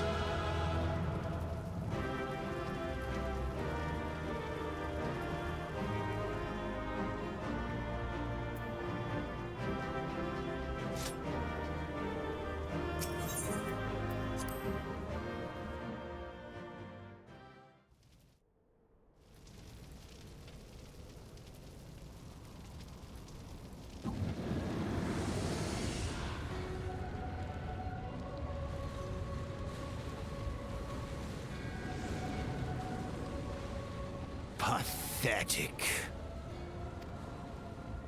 You boasted of unrivaled power. You were entrusted with the ultimate weapon. The ultimate magic. In lore, it's mentioned, I want to say, like, once in the Pandemonium raids. Because, like, I think Hephaestus himself was the creator of the Heart of Sabik. I could be misremembering, though. And still, you failed. So much for the glory of man.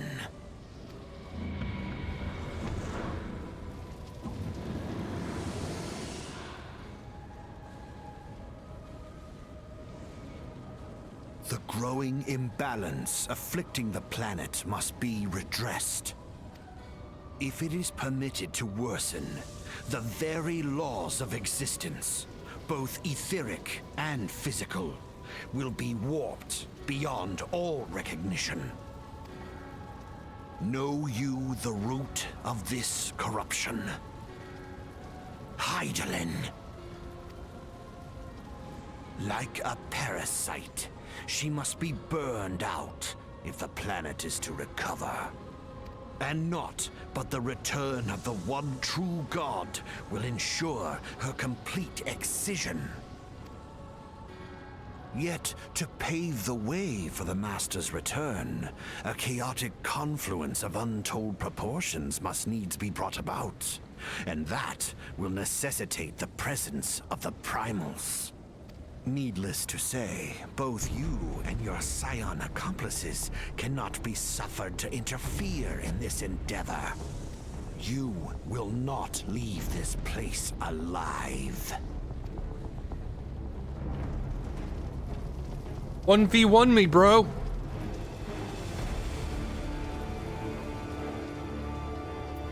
I love that there is just an exit, like, yeah, no, I'm out.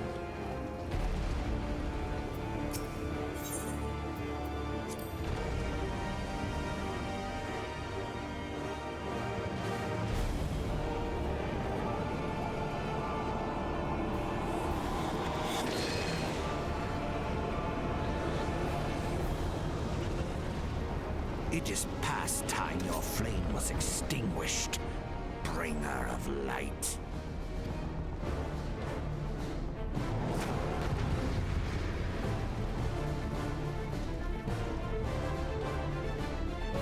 All right, bread, let's do this.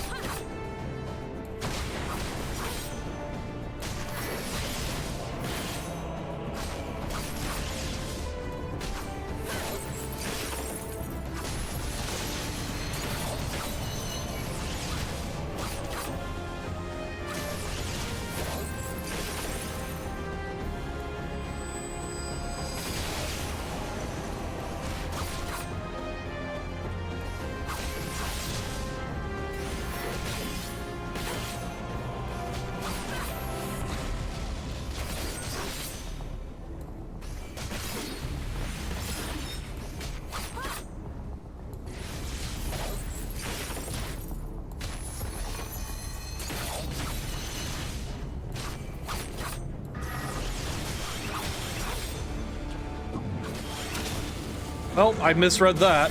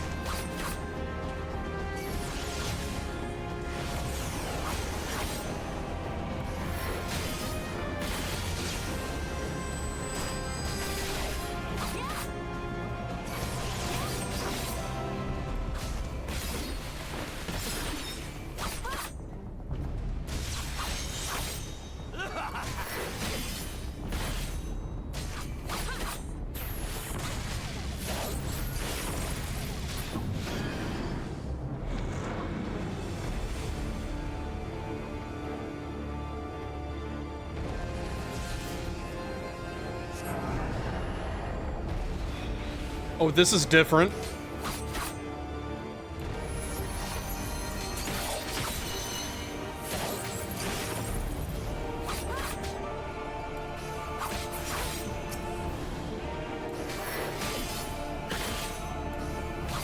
This is actually like seeding a lot of later ideas way earlier than originally.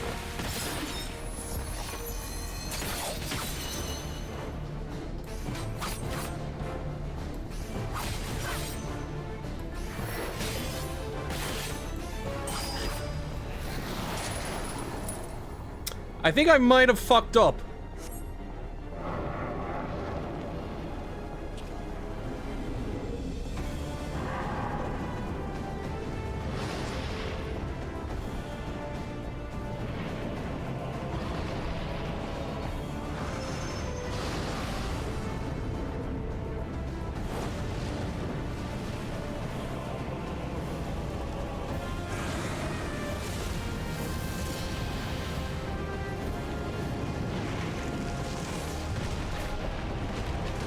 Yup.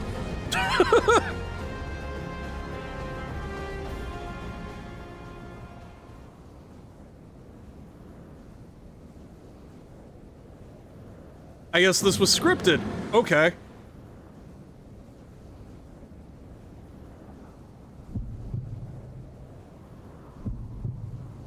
See, I haven't done this version of the fight before.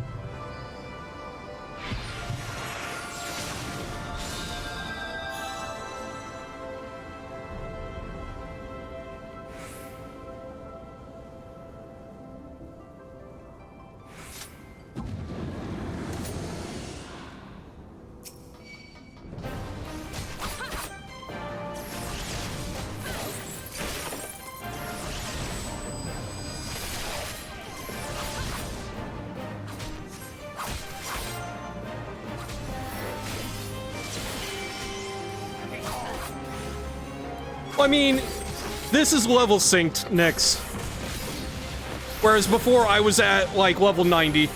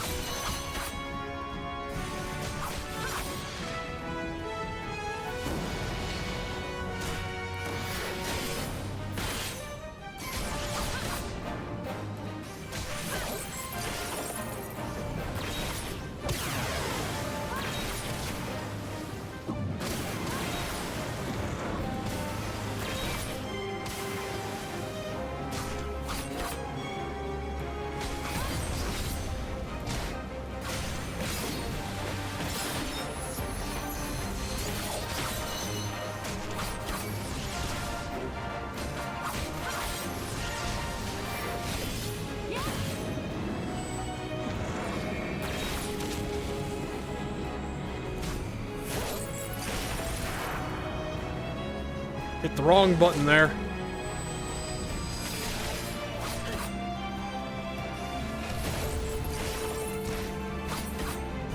Okay, I really like that fight now. Holy shit. Okay.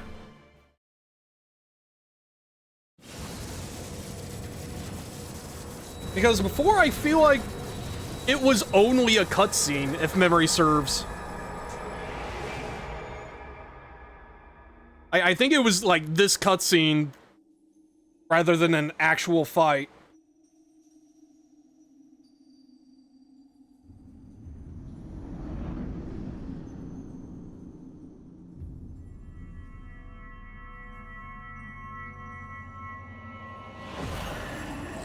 If thou wouldst pierce the shadows, make thee a blade of light.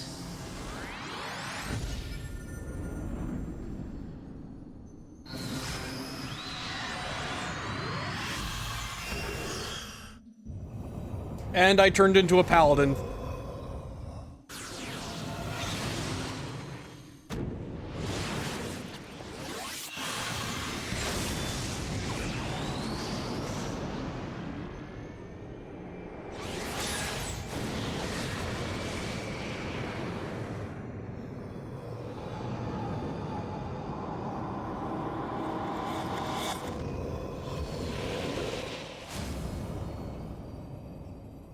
What?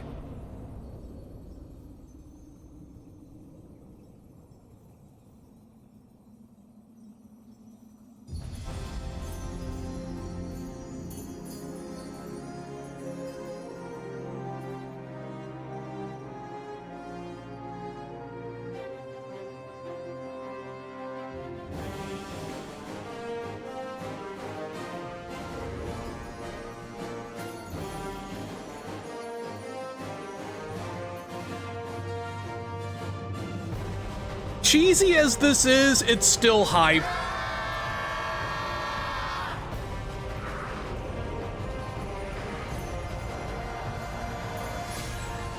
The light, it binds them.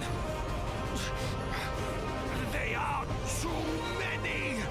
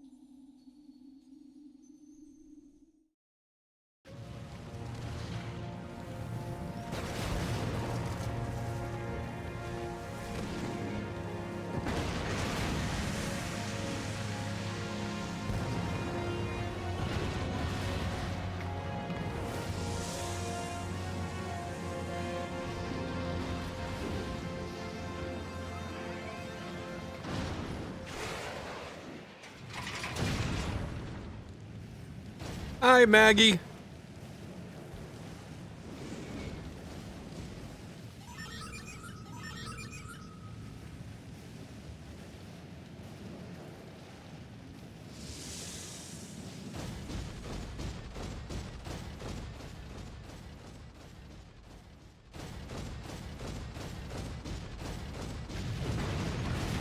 I love that Thancred's just thrown over the back like a sack of potatoes.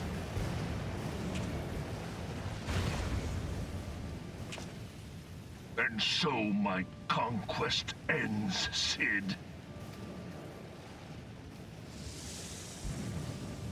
In smoke and ashes.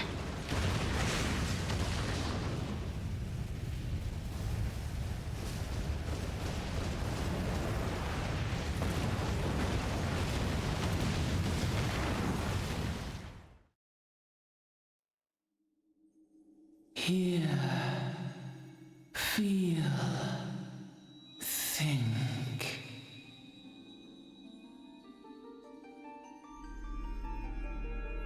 Warrior of light, beloved daughter, The darkness hath fled before the unclosed brilliance of thy spirit. Yet it lingereth still beyond the sight of men, in forgotten corners of the world. In the depths of the abyss yet resideth the Dark One, watchful ever, till this evil be cast out. Never shall the world know aught but a passing peace. Yet for the present, a gentle light shineth o'er the realm of Eorzea. With thee at its heart.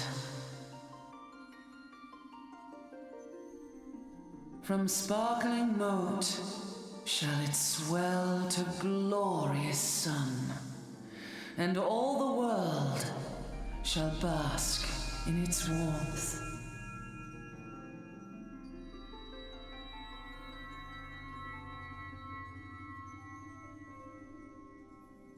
Blessings and joy be upon thee. Go forth, my child, and be as a beacon of hope for Eorzea and the lands beyond through all the days of thy life.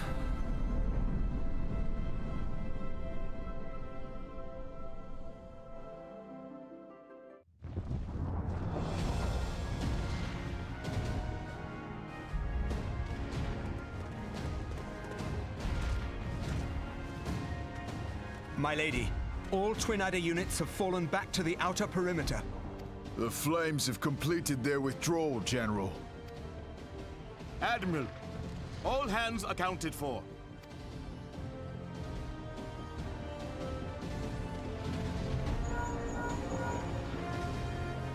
She's still in there. Sid, has there been no word? Nothing. Nothing at all. Damnation! Shut up, Papa Limo. I know she is. Ida is right. We must have faith. God, Y'shtola having such a high-pitched voice is still throwing me off. Sid, can they not be evacuated aboard the Enterprise? That adventurer and the Scions are as the Warriors of Light reborn. We cannot abandon them to their fate. Not again. I wholeheartedly agree, but flying into the midst of that would only add to the fireworks. There must be something we can do. Please, Mother Hydaelyn. Please light her way through the darkness. Look into the light, my child. If thou wouldst see thy companions returned safe to thee, reach out to them now.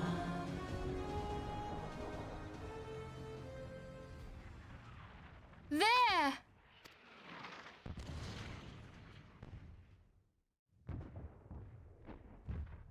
Oh! Oh, I'm not gonna miss Papa Limo's voice actor.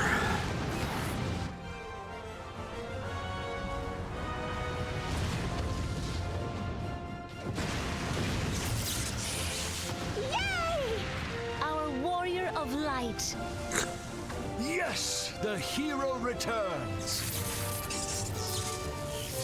Look! Thancred is with her! Thank the 12! Thank Hydaelyn. Welcome home.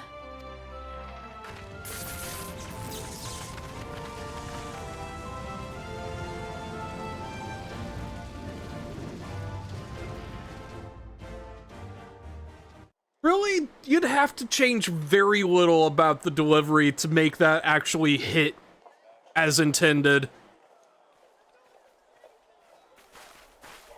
You almost got us killed that one time, remember? Now, we both know that was your fault. Thank the 12 we're safe. Mind your horns there, Manbull. Mayhap when you mind your manners.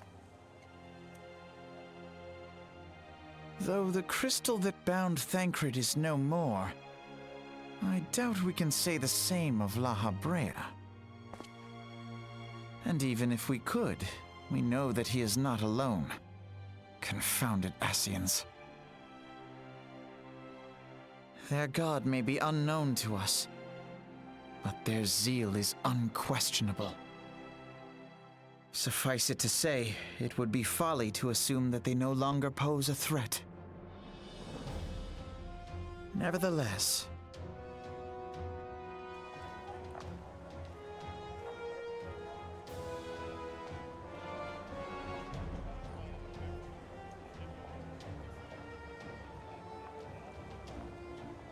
they aren't at this point, no.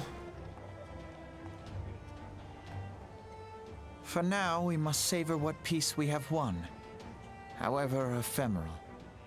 Do you see, Grandfather? Our first step towards realizing the dream for which you gave your life. Hell, they barely know anything about Heidelin at this point.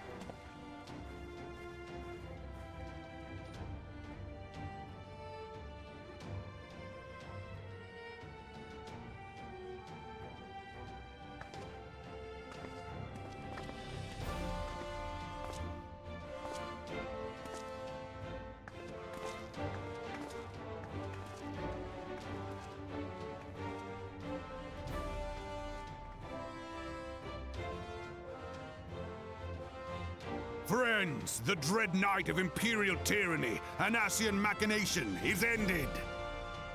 A new day now begins in Eorzea. True to their name, the Scions of the Seventh Dawn, along with our champion, have delivered us from darkness. Let their shared victory serve to remind us of our shared history. And let their bravery in the face of adversity inspire future generations. Doubt not, the realm will need bravery in the days to come. Old rifts threaten to divide us within our walls, while hordes of beastmen claw at our gates. And though the Black Wolf be slain, the rest of the pack remains. Yeah, about that, Yet though. no foe need we fear, so long as we stand as one. So long as the Scions stand for peace. So long as our champion stands fast, for there exists no adversity over which we may not jointly prevail. No longer can we turn a blind eye to the suffering of our allies. No nation stands alone. If one should fall, so shall we all. Eorzea is our shared home. For any one of us to know peace, so too must our neighbor. Just as we join in solidarity before you this day, so too shall our grand companies be joined henceforth to strive not only for the good of mere nations, but for the good of all the realm. Change will not come overnight. Yet I foresee a day, not so very far from now, when the lines that divide our lands fade, and all of Eorzea is one. It has been but 5 short years since the Battle of Cartano. 5 years since the advent of the 7th Umbral Era. No victory, however sweet, can wash away our bitter sorrows. No triumph can reclaim those we lost. Yet do not presume you honor them by dwelling on the past. It was not the past they fought for. You would repay their sacrifice by looking to the future. A future united, as the warriors of light united in the champion. Now is the time for us to rise as one, bearing all of Eorzea on our shoulders. 5 years ago, Eorzea bore witness to the end of the 6th Astral Era. Now, the 7th Umbral Era draws to a close, yet we come together not to glory in its end, but to mark a new beginning.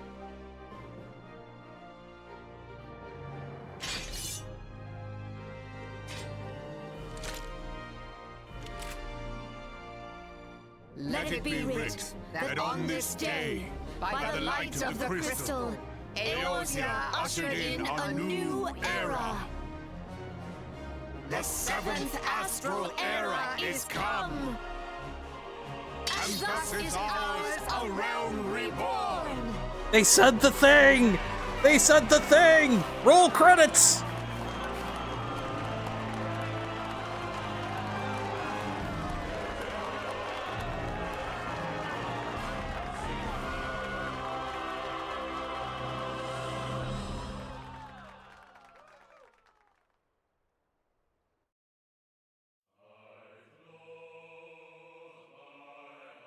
You thought I was joking about rolling credits after they said the thing. It is so silly that they actually start the credits proper with the last line of dialogue it being a realm reborn. Like, it is so funny to me that they actually go through with it.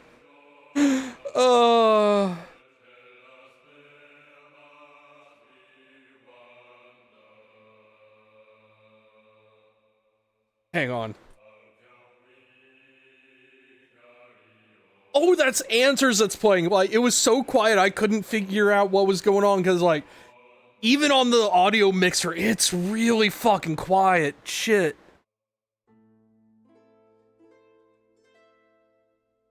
Yeah, like, as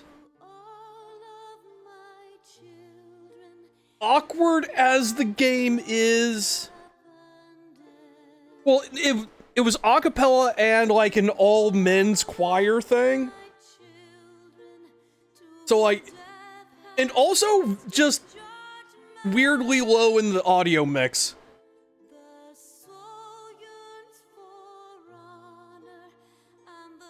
Like, this is at half of the volume according to my mixer of like when they were talking just a little bit ago. But yeah, like, as awkward as some of the quest design is here, I really don't think A Realm Reborn is as bad as people make it out to be. It's a slow burn, but it does a lot of good shit. That said, it only goes up from here. Like, this is the perfect foundational level for the game. And that's really all it needed to be. It can't be a 15 minutes plot. Exactly. But like, even once you start getting into the raid stuff, I feel like the actual storytelling takes a big step up in quality. Anyway, I'm gonna skip the credits now.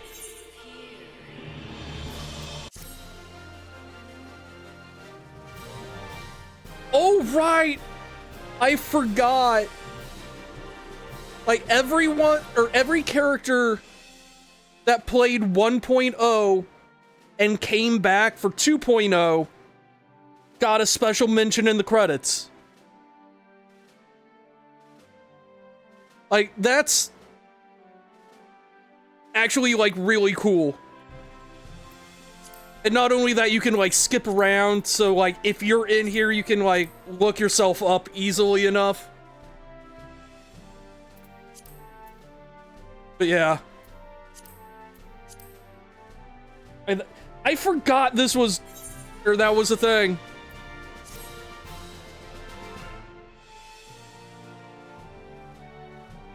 And third credits.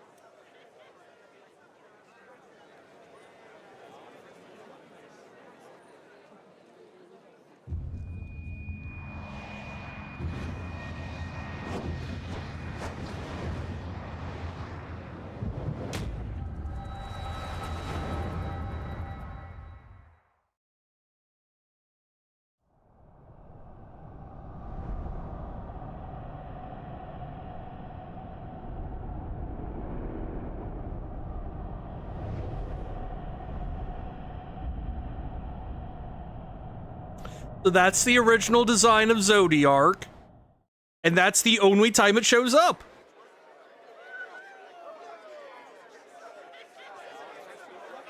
What is it?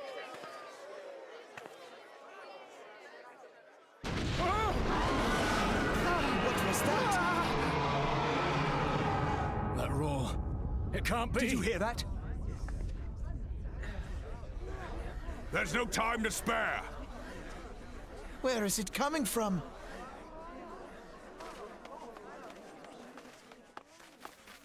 Dread tidings, chaos and carnage!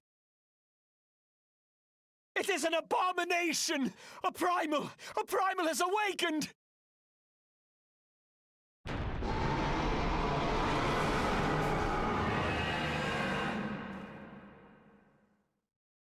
He makes it to the start of Stormblood.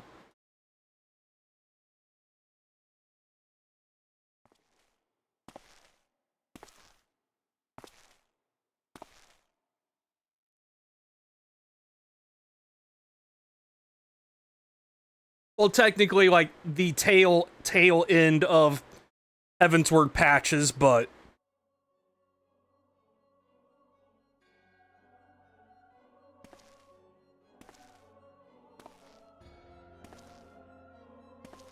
Kas Bahamul move.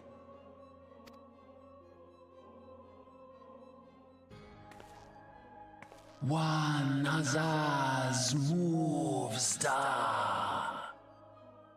Hi, Gaia. Fanza Lokpai ki Hads Haldorn Zur Ukdorn.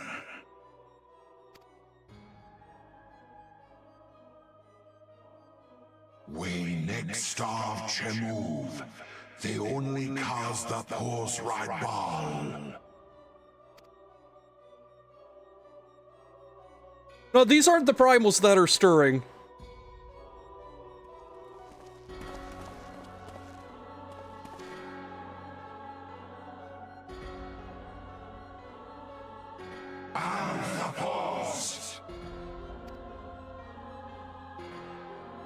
I mean, you know what, valid.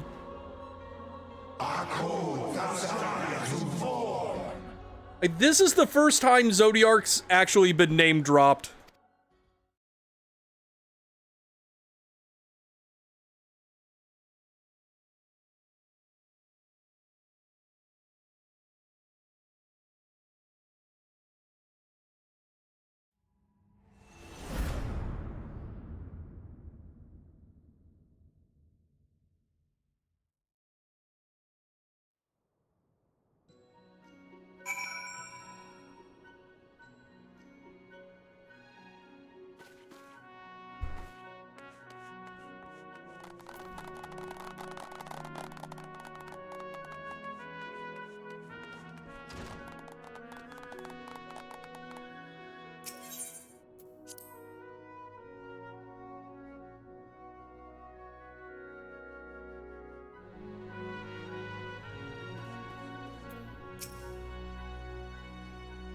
I did the thing.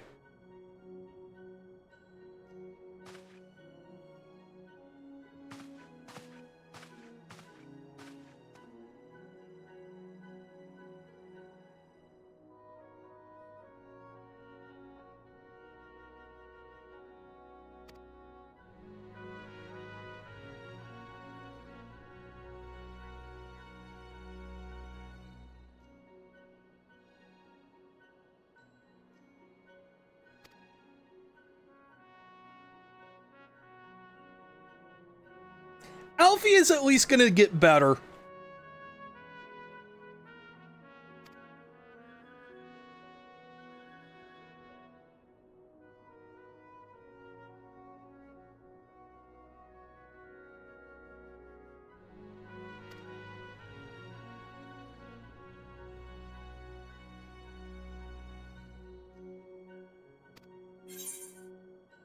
Yeah, no, like, honestly, I adore the way he starts out, precisely because he's such a little shit, and he comes so far. Like, if it weren't for how much of a little shit he was starting out, his character development over, like, Heavensward and into, like, Shadowbringers and beyond would not have gotten me so much.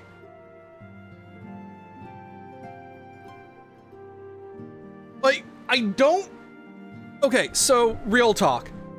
The first time I played through this, I was not a fan of Alphino at this point. Like, I was very much, like, still curious as, what the fuck is Alisaie's deal? And, like, I always kind of thought Alphino was a little shit. Derogatory. And, like, my one big regret, really, with this game is I didn't do the Bahamut raids where they were meant to go in the story. Because, like, you're supposed to do, like, Crystal Tower and the Coils of Bahamut before you get to Heavensward. But I had already done, like, well into the Omega raids and Stormblood before I ever came back to Bahamut. And that was primarily because I was told that nobody ran Bahamut anymore, so I just didn't ask. Because I was not strong enough to run it unsynced yet. But then, like, I was talking about it in Discord server, and, like, several people were like, hey, we'll run it with you if you want. You need to see the story. It is mandatory reading. So I'm also going to say, Nyx, when you get to this point, I am dragging you through Coils of Bahamut too. You don't get a say in it.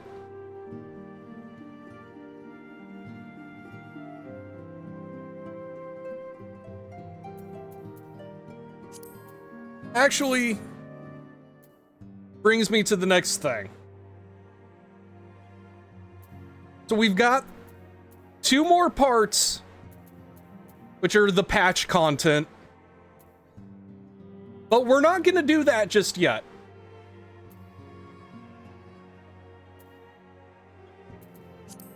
Would it be? And we're going to start over on the raid section. Because Crystal Tower is actually legitimately required because of Shadowbringers. And the Binding Coils of Bahamut is just required reading in general. Now, with the Alliance raids, I want to do a little bit of, like, sciencing to see if,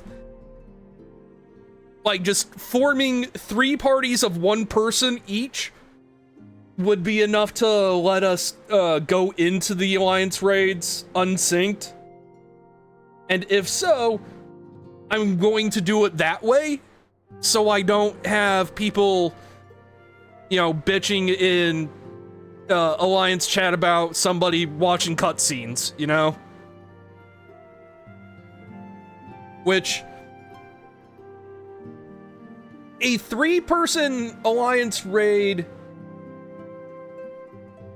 should be able to get through at least, like, up to the near stuff. Like, Myths of the Realm is new enough that people will still be running it anyway. But, like,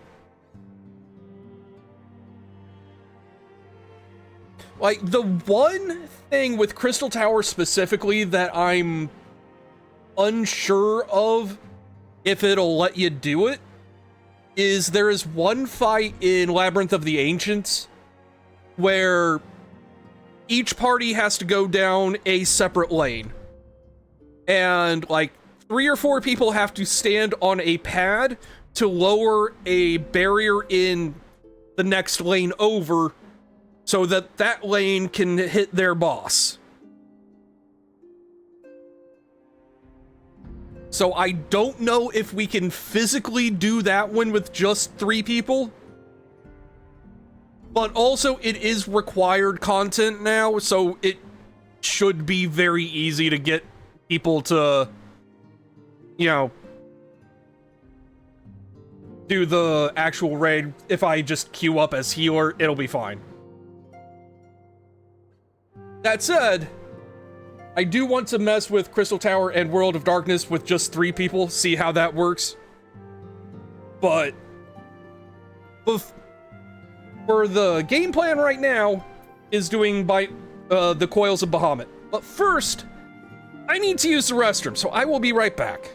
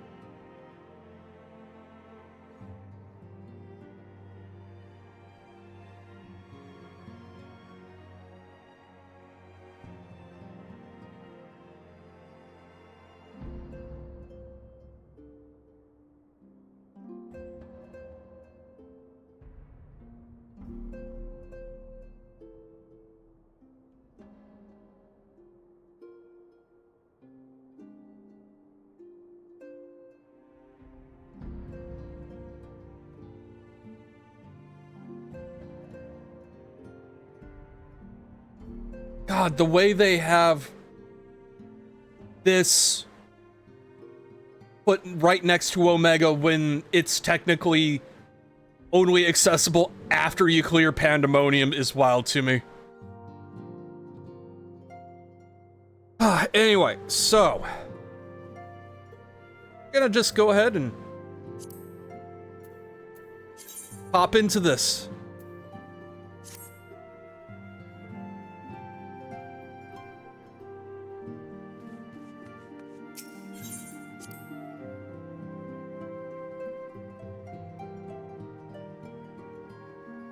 What am I doing? Where am I going? Oh, I'm right. Forgot that was actually in the building.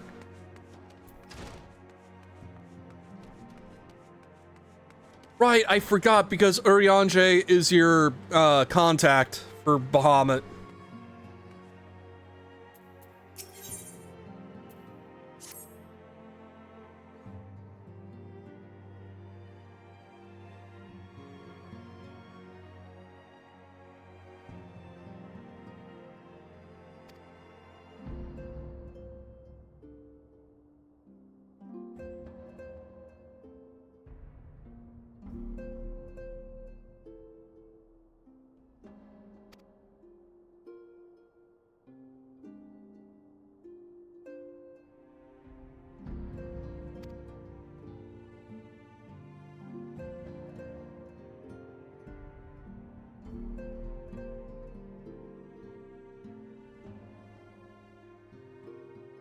Welcome back, Nix.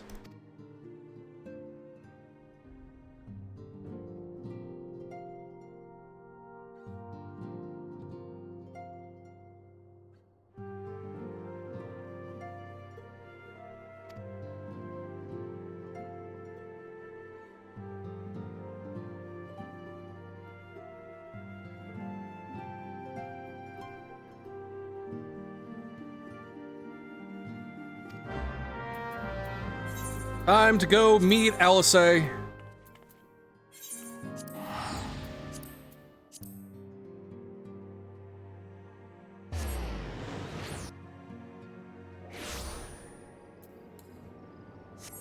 Wait, fuck, she's right here. God damn it.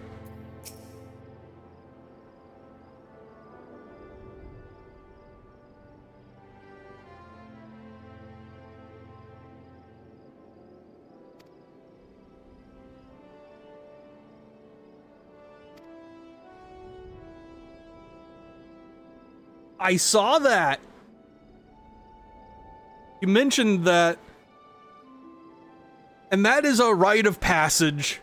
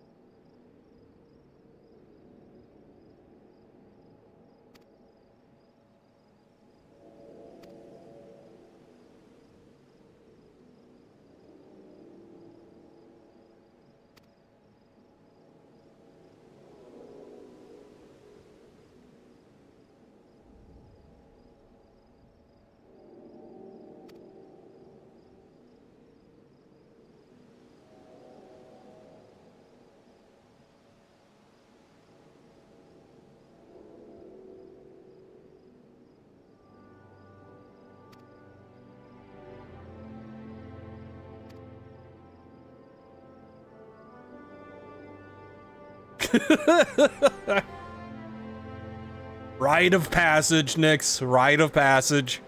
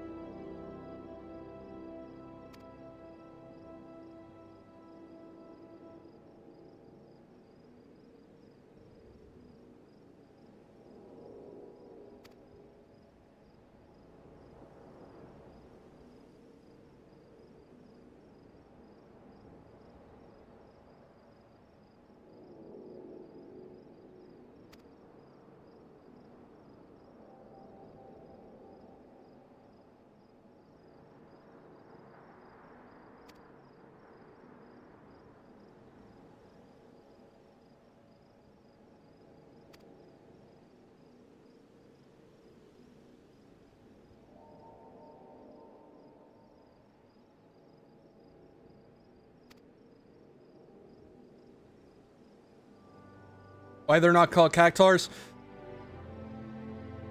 I'm not sure if the actual reason, but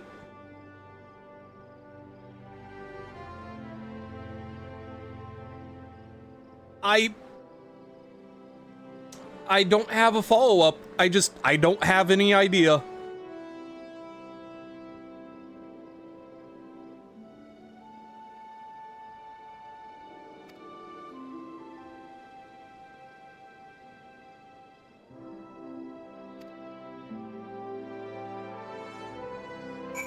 All right, you know what? This calls for an outfit change.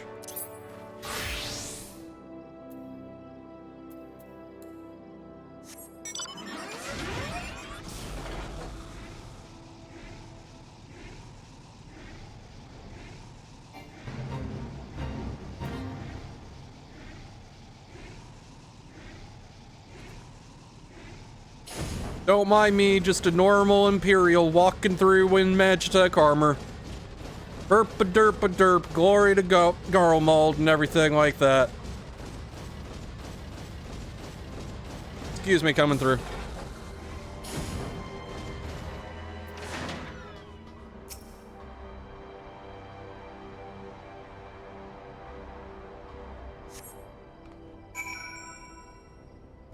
I sure fought my way through all right.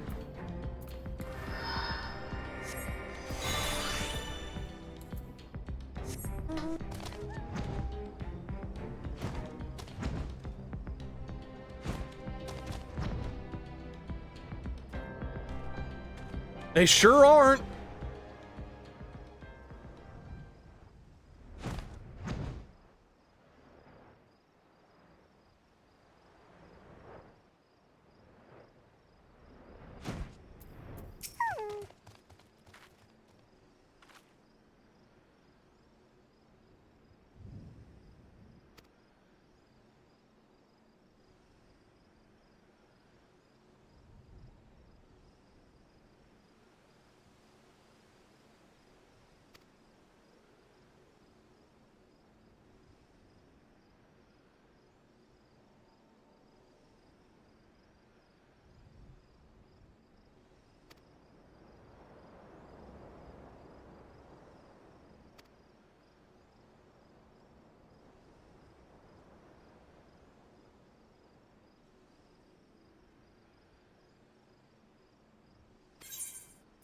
Yeah, I'm not gonna need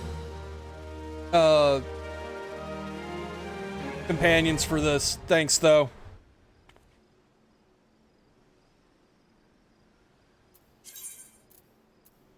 Oh, she moved over to what?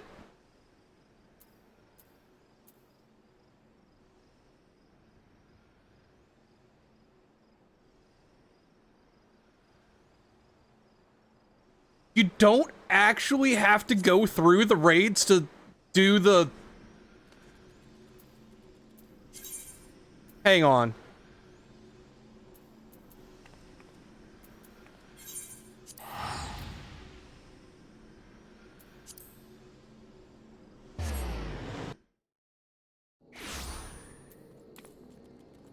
I need to see if this is actually the case.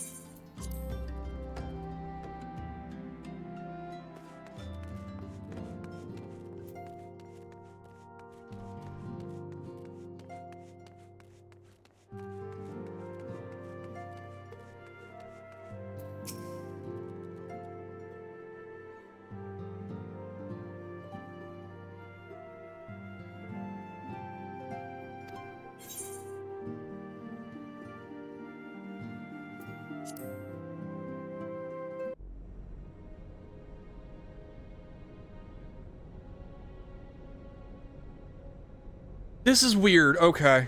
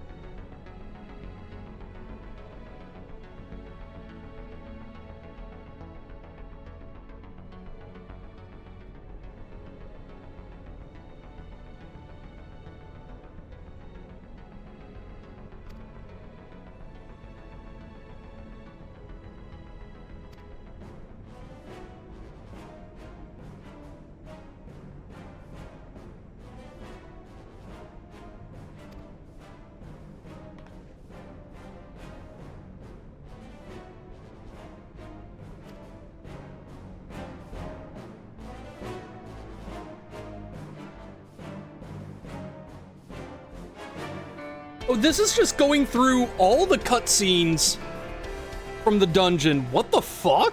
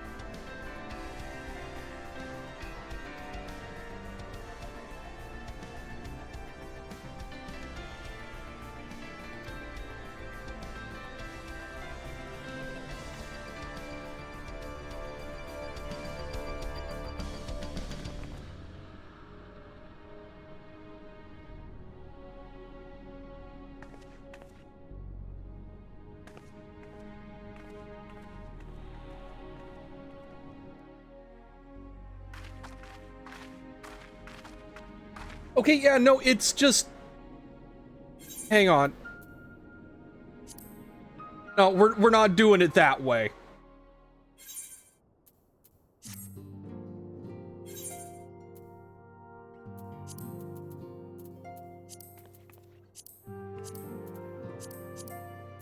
Oh, we're gonna do it the proper way.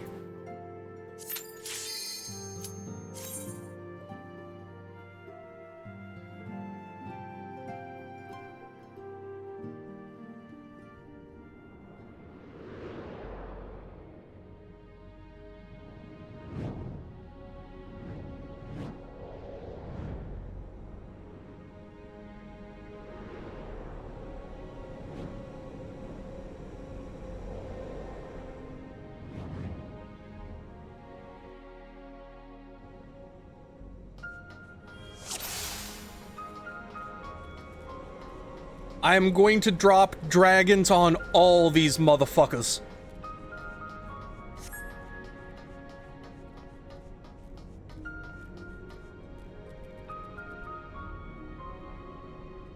Yeah, so this is where that first pit plays. We've already seen that. I'm gonna skip through that.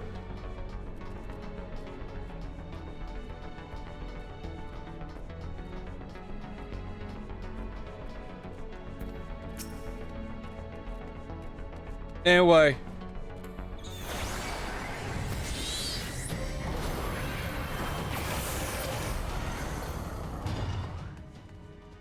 I have my own Bahamut.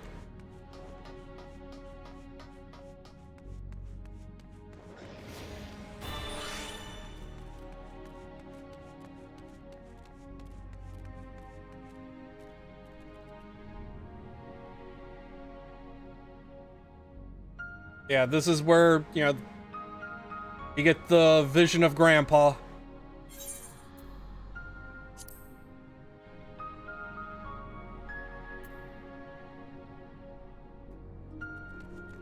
I mean, it's a nice option, but it's still lame that they frame it that way. Because, like, these fights are legitimately fun when you're doing it, like, on level.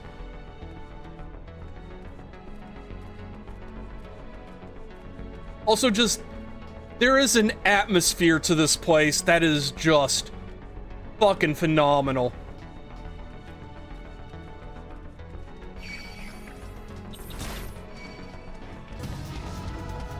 Also, the battle version remix of Answers is so good.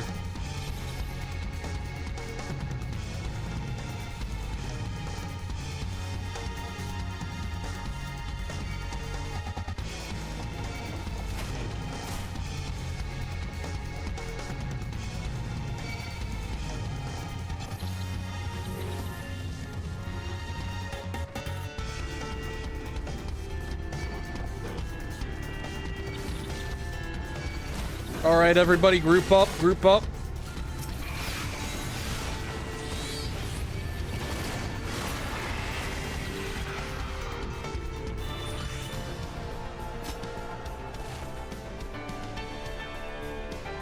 And I love how seamlessly it goes back and forth between the battle and non-battle version of the song.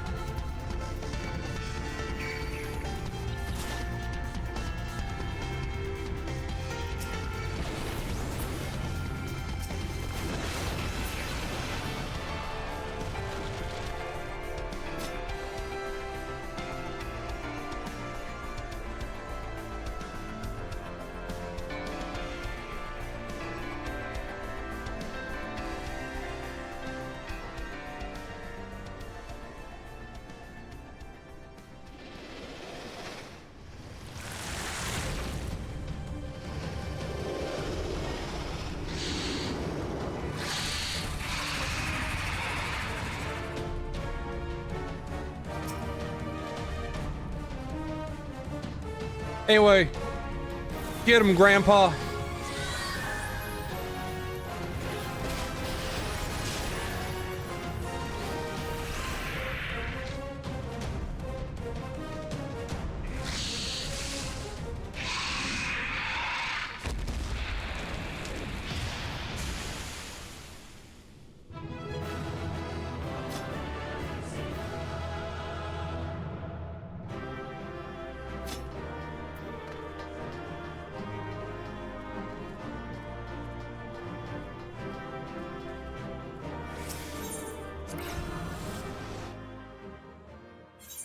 And deeper we go.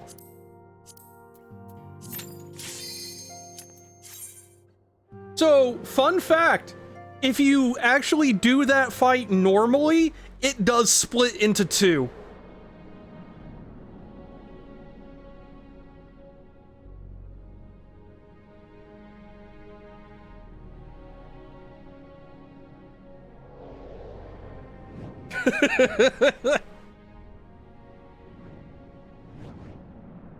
I do understand not wanting to run the whole raid set because, like, there is no story going on in this particular one. It is literally just a bunch of notes that you have to bust.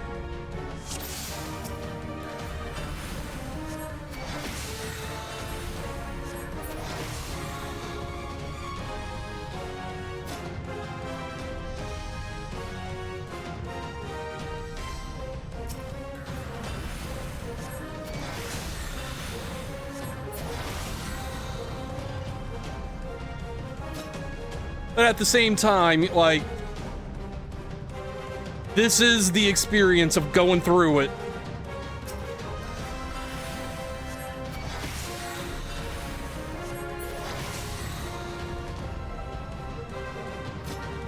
And like, atmosphere is fucking immaculate here.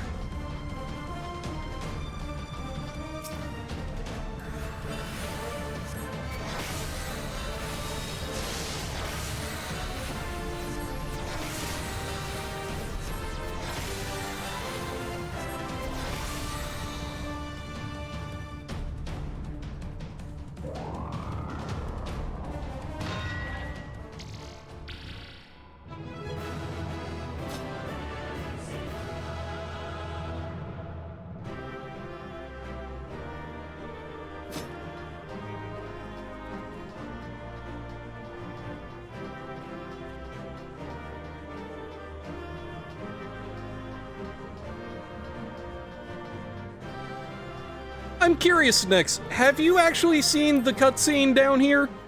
Like, the actual, like, pre-rendered cutscene that happens during Bahamut?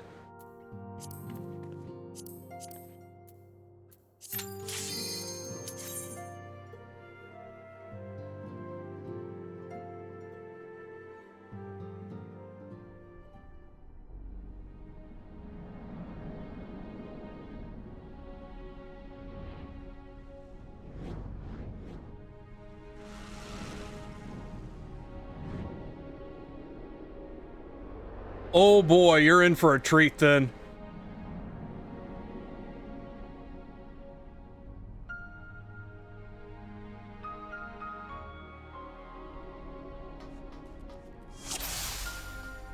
I do love, though, that they borrow a lot of, like, imagery from FF10 for this. Specifically from the Bahamut Shrine in 10. So...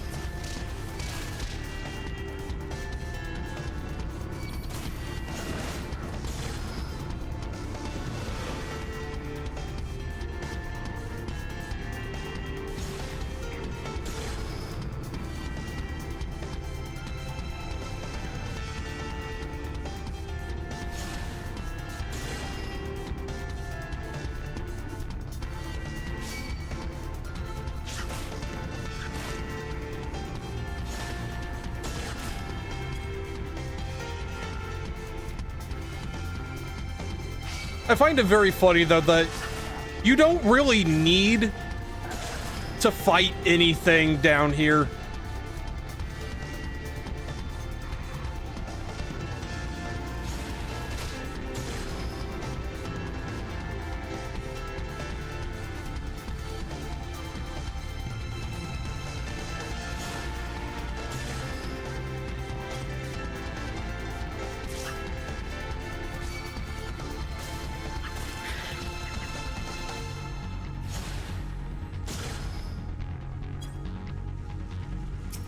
Like, the golems are the only ones that are really required because they will smack you while trying to activate the terminals.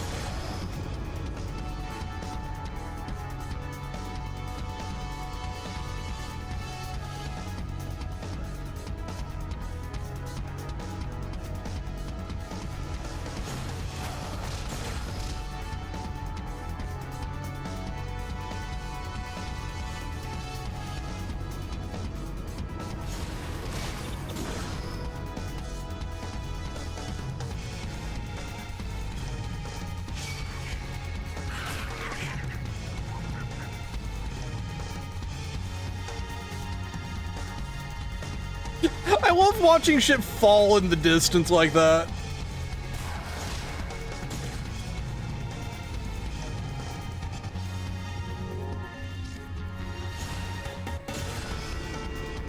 They sure do.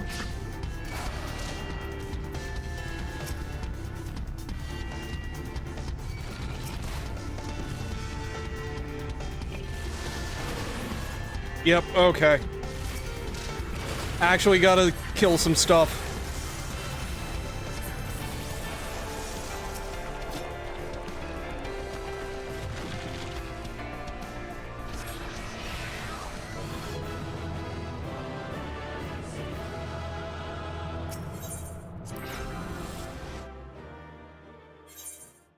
And now into turn 4.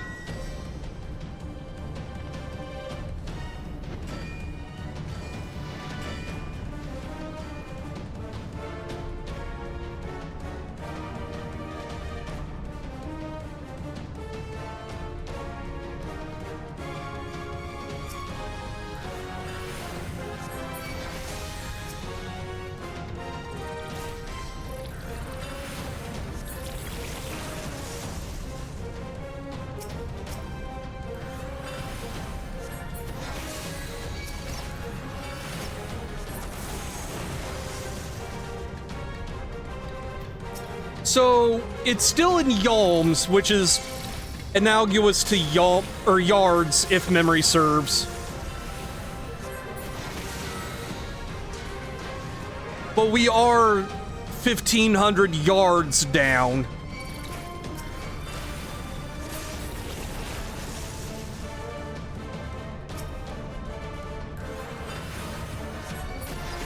Like, that's still a skyscraper down.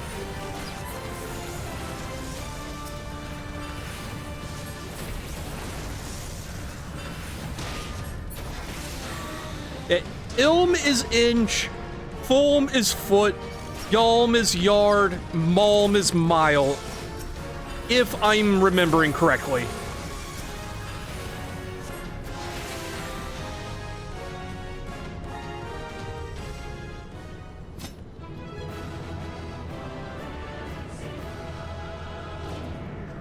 And remember, we started out near the wing of Bahamut. Keep that in mind.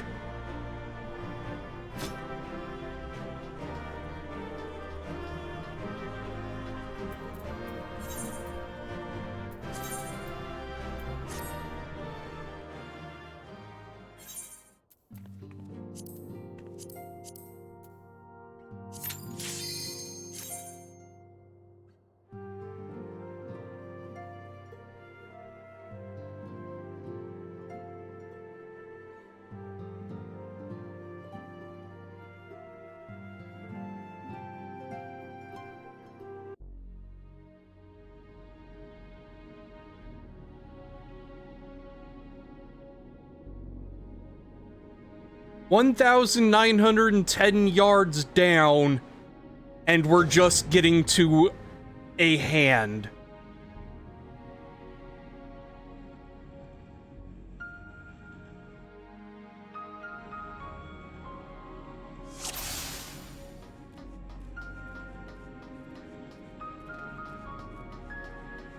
I want to point out, the hand is the entire place.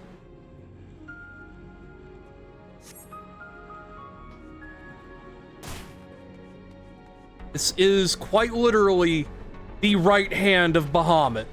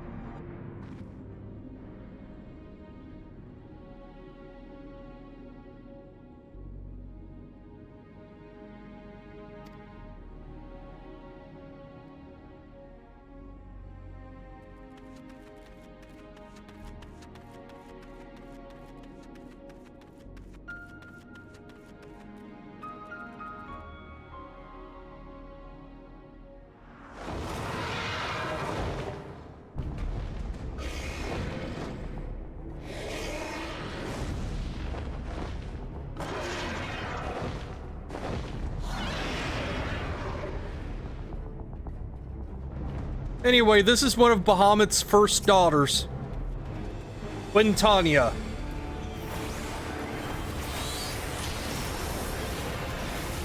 And she's down.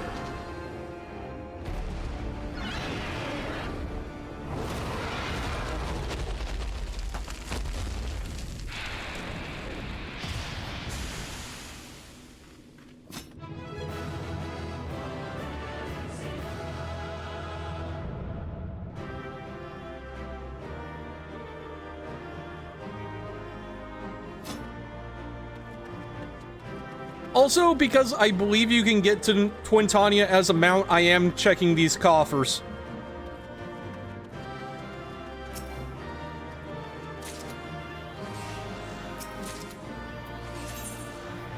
Nothing.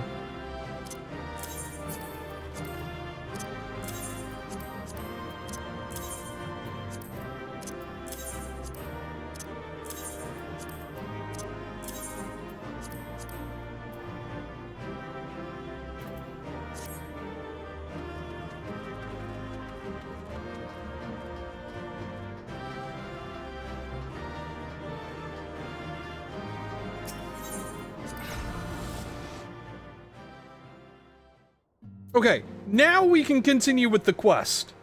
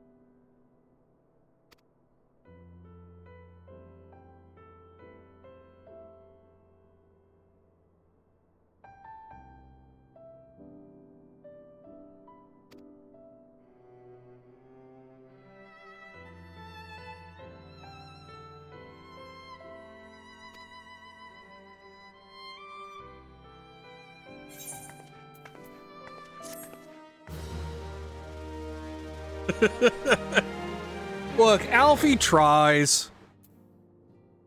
Okay. And I think that's going to be where I call things for tonight. So, there we go. Let's see. So, tomorrow we'll be back to 100 line. And then Friday will be more, Deadly Premonition. In the meantime, you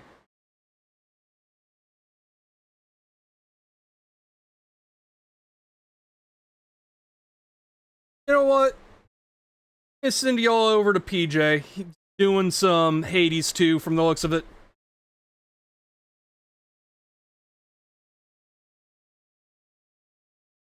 Alright. So, till next time, you'll have an excellent evening. Take care, and I will catch you all later.